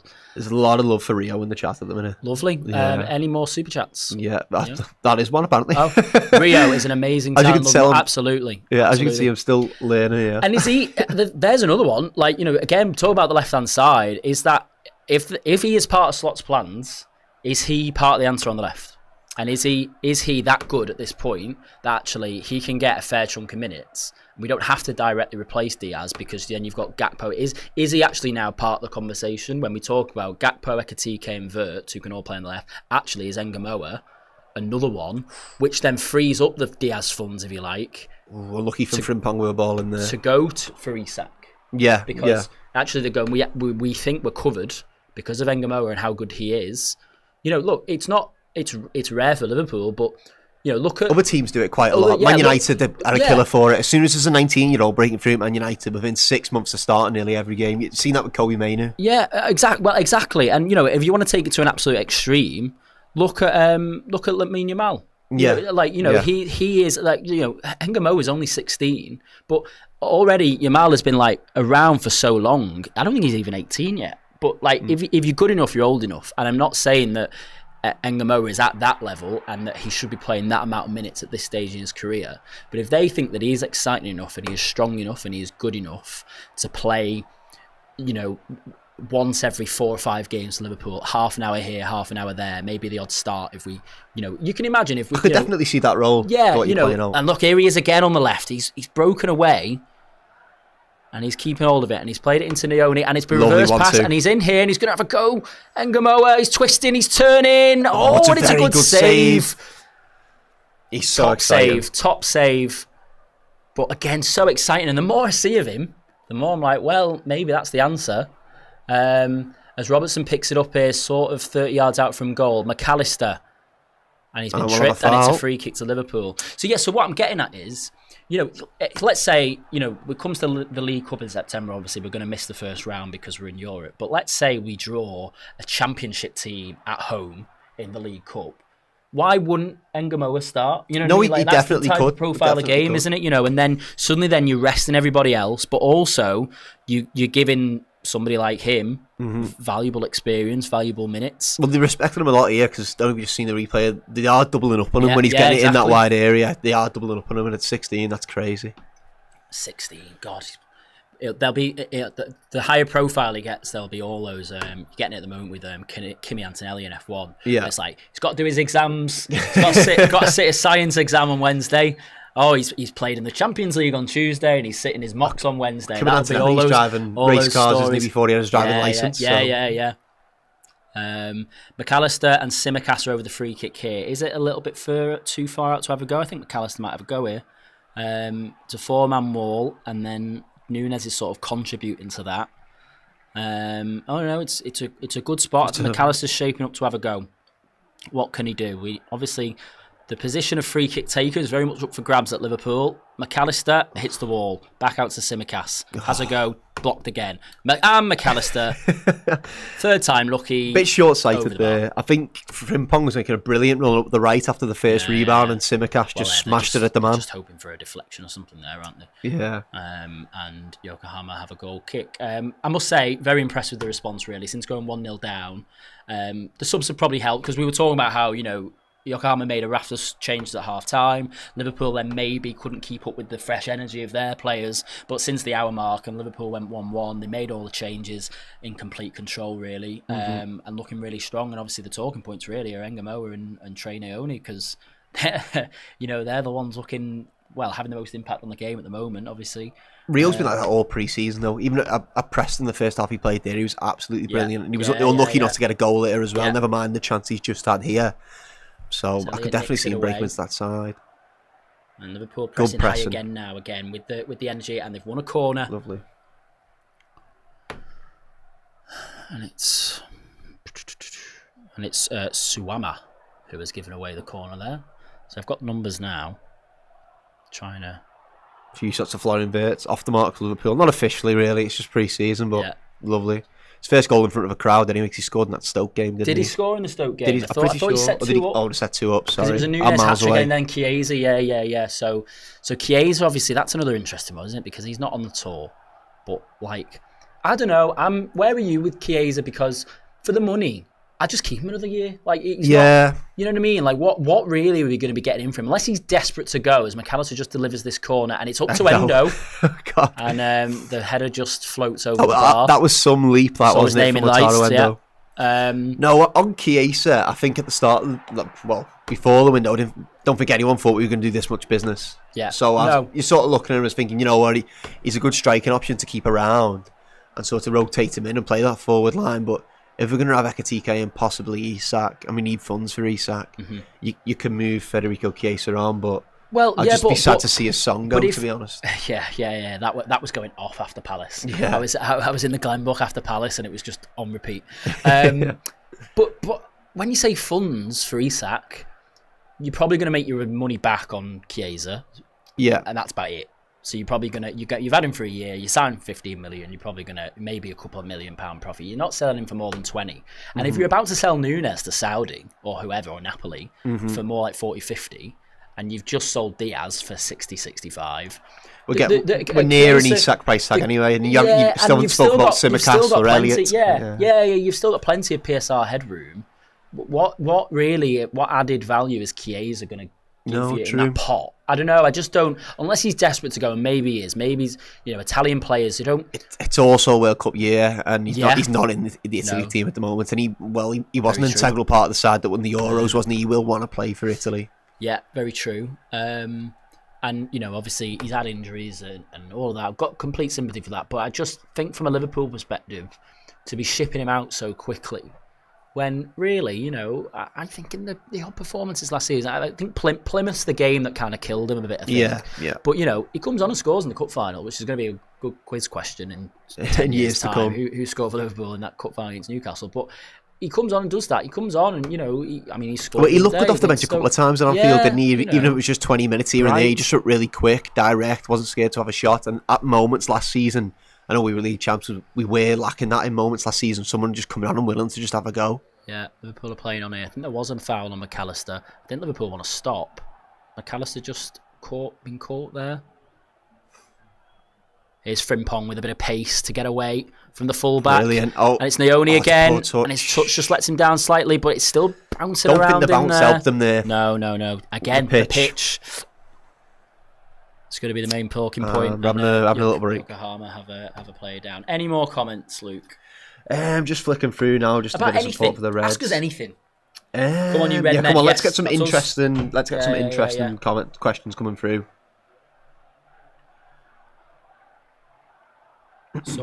Let's get some. Someone has put in that the second team he's put out here is better than the first team, but they have changed every player. And they've changed 11 for them or for us.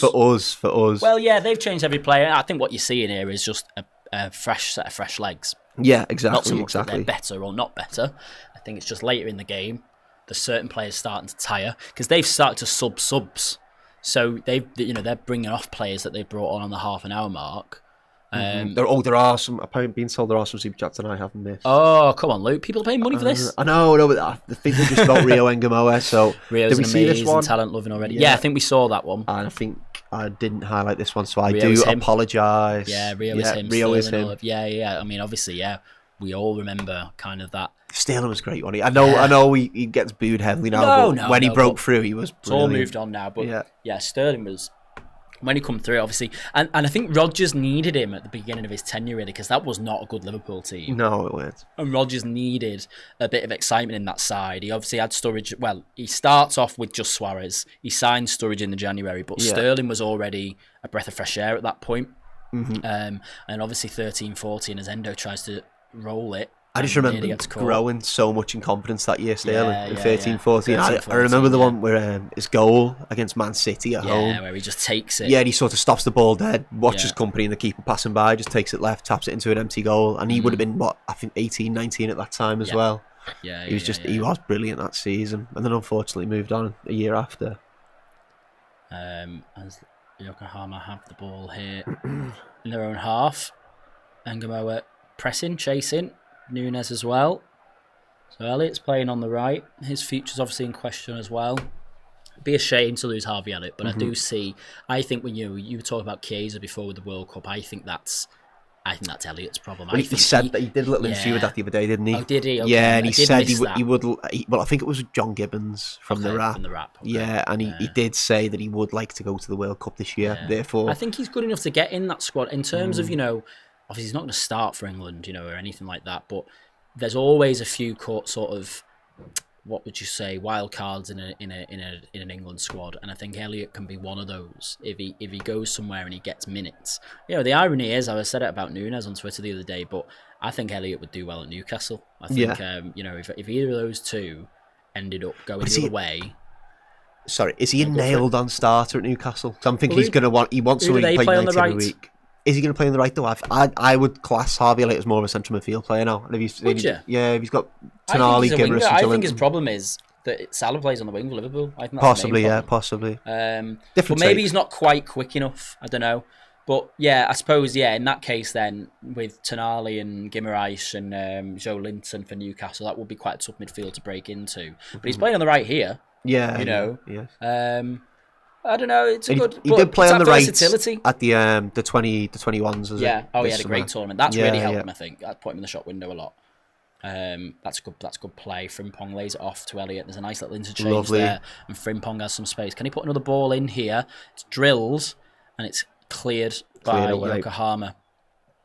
8 minutes to go in Yokohama, and Elliott there's giving away a foul, a little bit clumsy. Just thought this one was a good one because nothing but a Borough fan. Doak last season was quality for us. He hasn't featured too much in pre-season. We'd love him back. Yeah, I thought. Well, he was. He come on against Preston, didn't he, Doak?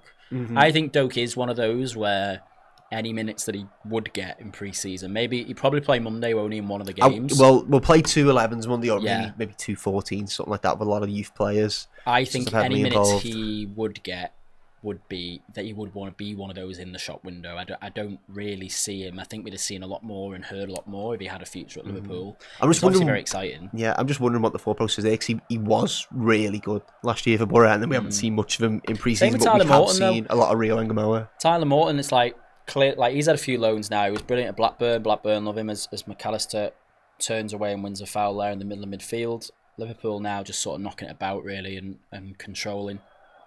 And he's well loved, but it's okay to say that not every player that has a successful loan is good enough to be part of the Liverpool squad.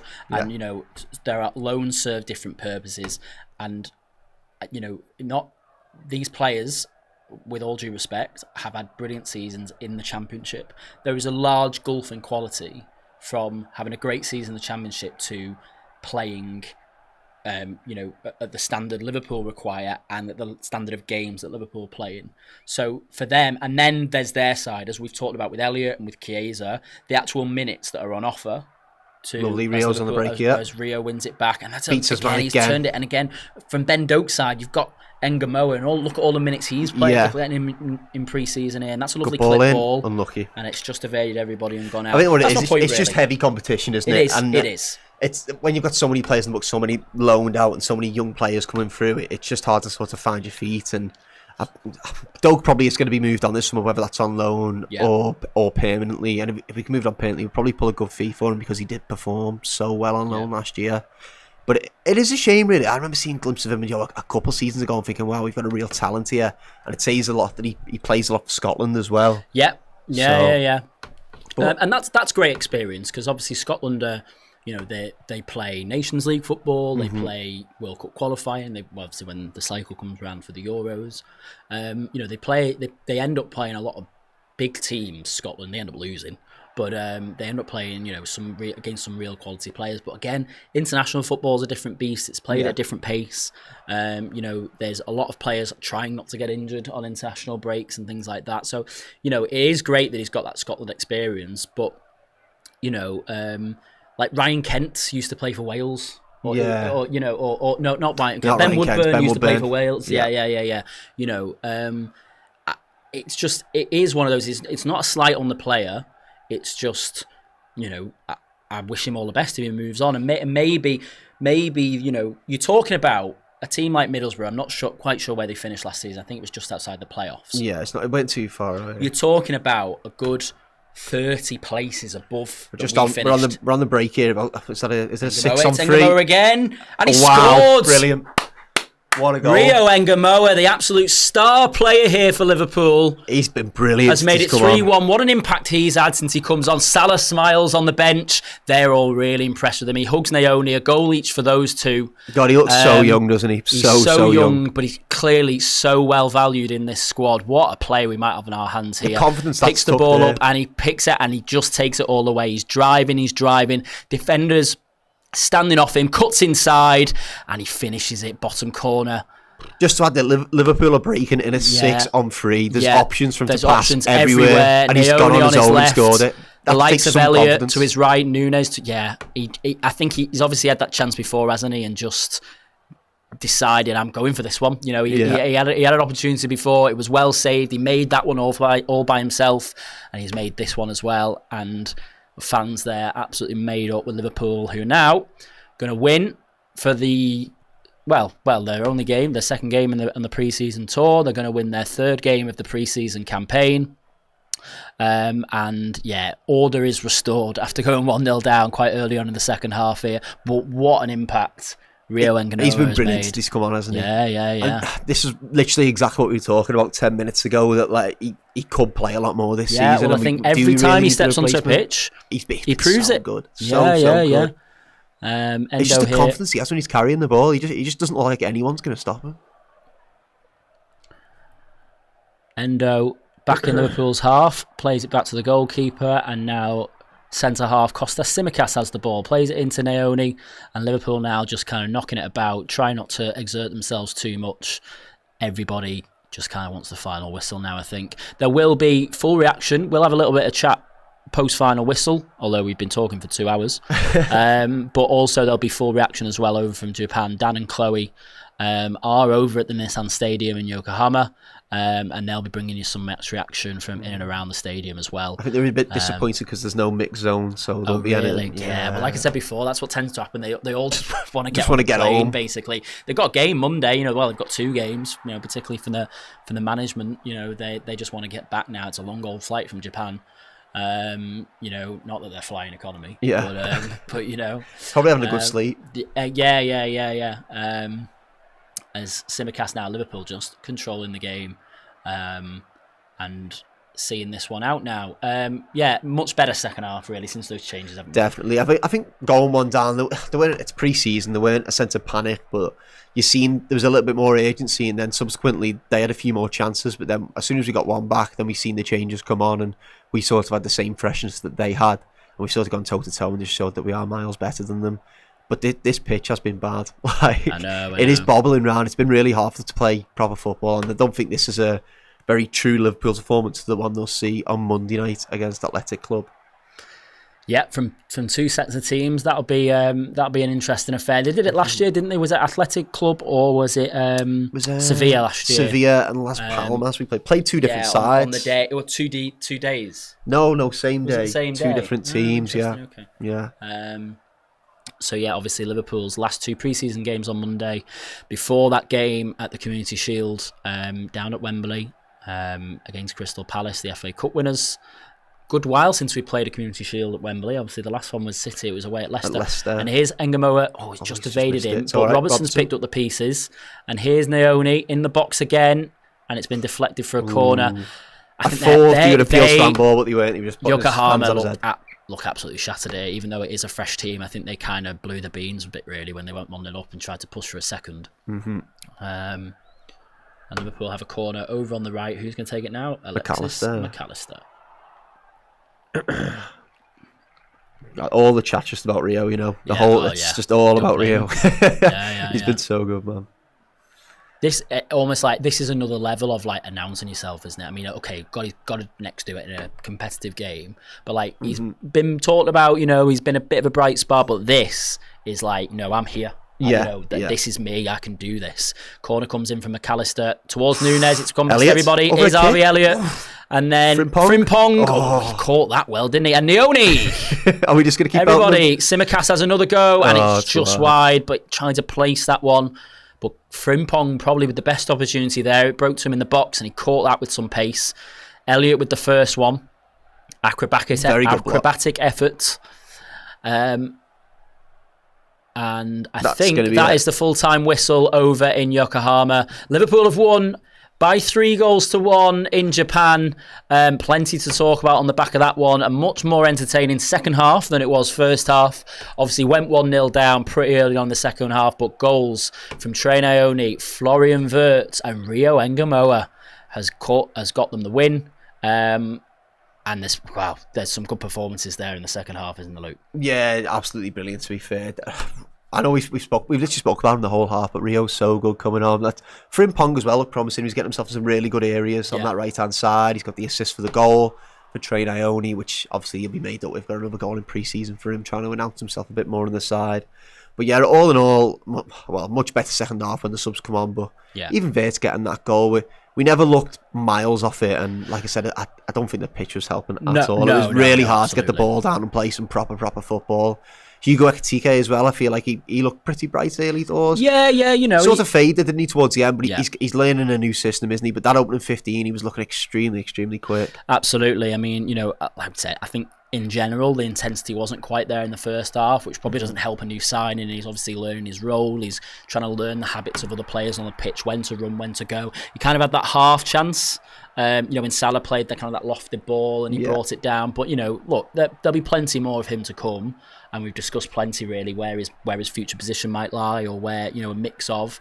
But, yeah, I think that goal for Yokohama really woke Liverpool up a bit. Definitely. Liverpool kind of like sat forward in the chair. Yeah, we need to. We The need old to step FIFA up a meme. bit. Yeah, exactly. And it's all smiles over in Japan. Brilliant. As the game comes to an end, Wataru Endo, captain Liverpool for the last half an hour, he makes his way off the pitch. And I'm sure now there'll be some interaction with the fans around the stadium, and you know, a little bit of a send-off for Liverpool, who've played 2 games over in the Middle East. In the Far East. Far East. And, you know, they've scored plenty of goals. I think there's maybe 1 or 2 questions still to be asked in the defence, and maybe they'll be answered in the transfer market over the days and weeks. But that man there on screen now, Rio Engamoa, he has really made an impact here in Yokohama in the second pre-season game of the tour. And yeah, what a fantastic second half performance individually, but much better from Liverpool as an outfit in the second half. Well, I think it's probably time to sign off. Probably, Luke. yeah. Yeah. I mean, we've chatted enough wham for the last 2 hours, but thanks very much for joining us, everybody who has done over the last couple of hours. Really enjoyed it. Really good chat. Any final comments to round up on? I don't know. I'm just looking forward to seeing the boys now on Monday, see how they got on in the 2 games. I think, overall, AC Milan, everyone played quite well, didn't they? But that game was much better in terms of the second half. Sort of faded out, didn't we, against AC Milan? Didn't really carry it into the second half, but that looked like a much better performance later on, sort of bringing it back, showing a little bit more character. Yes, it is pre-season, it's hard to get motivated, but let's see what happens on Monday now and see if we're going to step it up at another level and get a bit more of a taste of what we're going to see in the Shield. Absolutely. Any final super chats before we sign off? I don't think there is. I did just have a quick check, that's all. Well, in which case then, I'm sure there's, I think it's back to usual order maybe on Monday. There'll be watch-alongs for both games, and there'll be reaction for this game over from Japan from Dan and Chloe, and there'll be, you know, standard reaction from the ground on Monday as well. And then we're back to business. It's Crystal Palace at Wembley, followed 5 days later by the first Premier League game of the season. It comes around quick, doesn't it? It's not, don't get long to bask in being champions these days. But thanks very much, everybody, for joining us. Let us know any other comments that you've got, you know, any other thoughts on the game you've got. Let us know who you thought played well, who didn't play well, in the comments below of this video if you're watching it after the fact. I hope you enjoyed the stream, and we'll see you next time. Bye for now.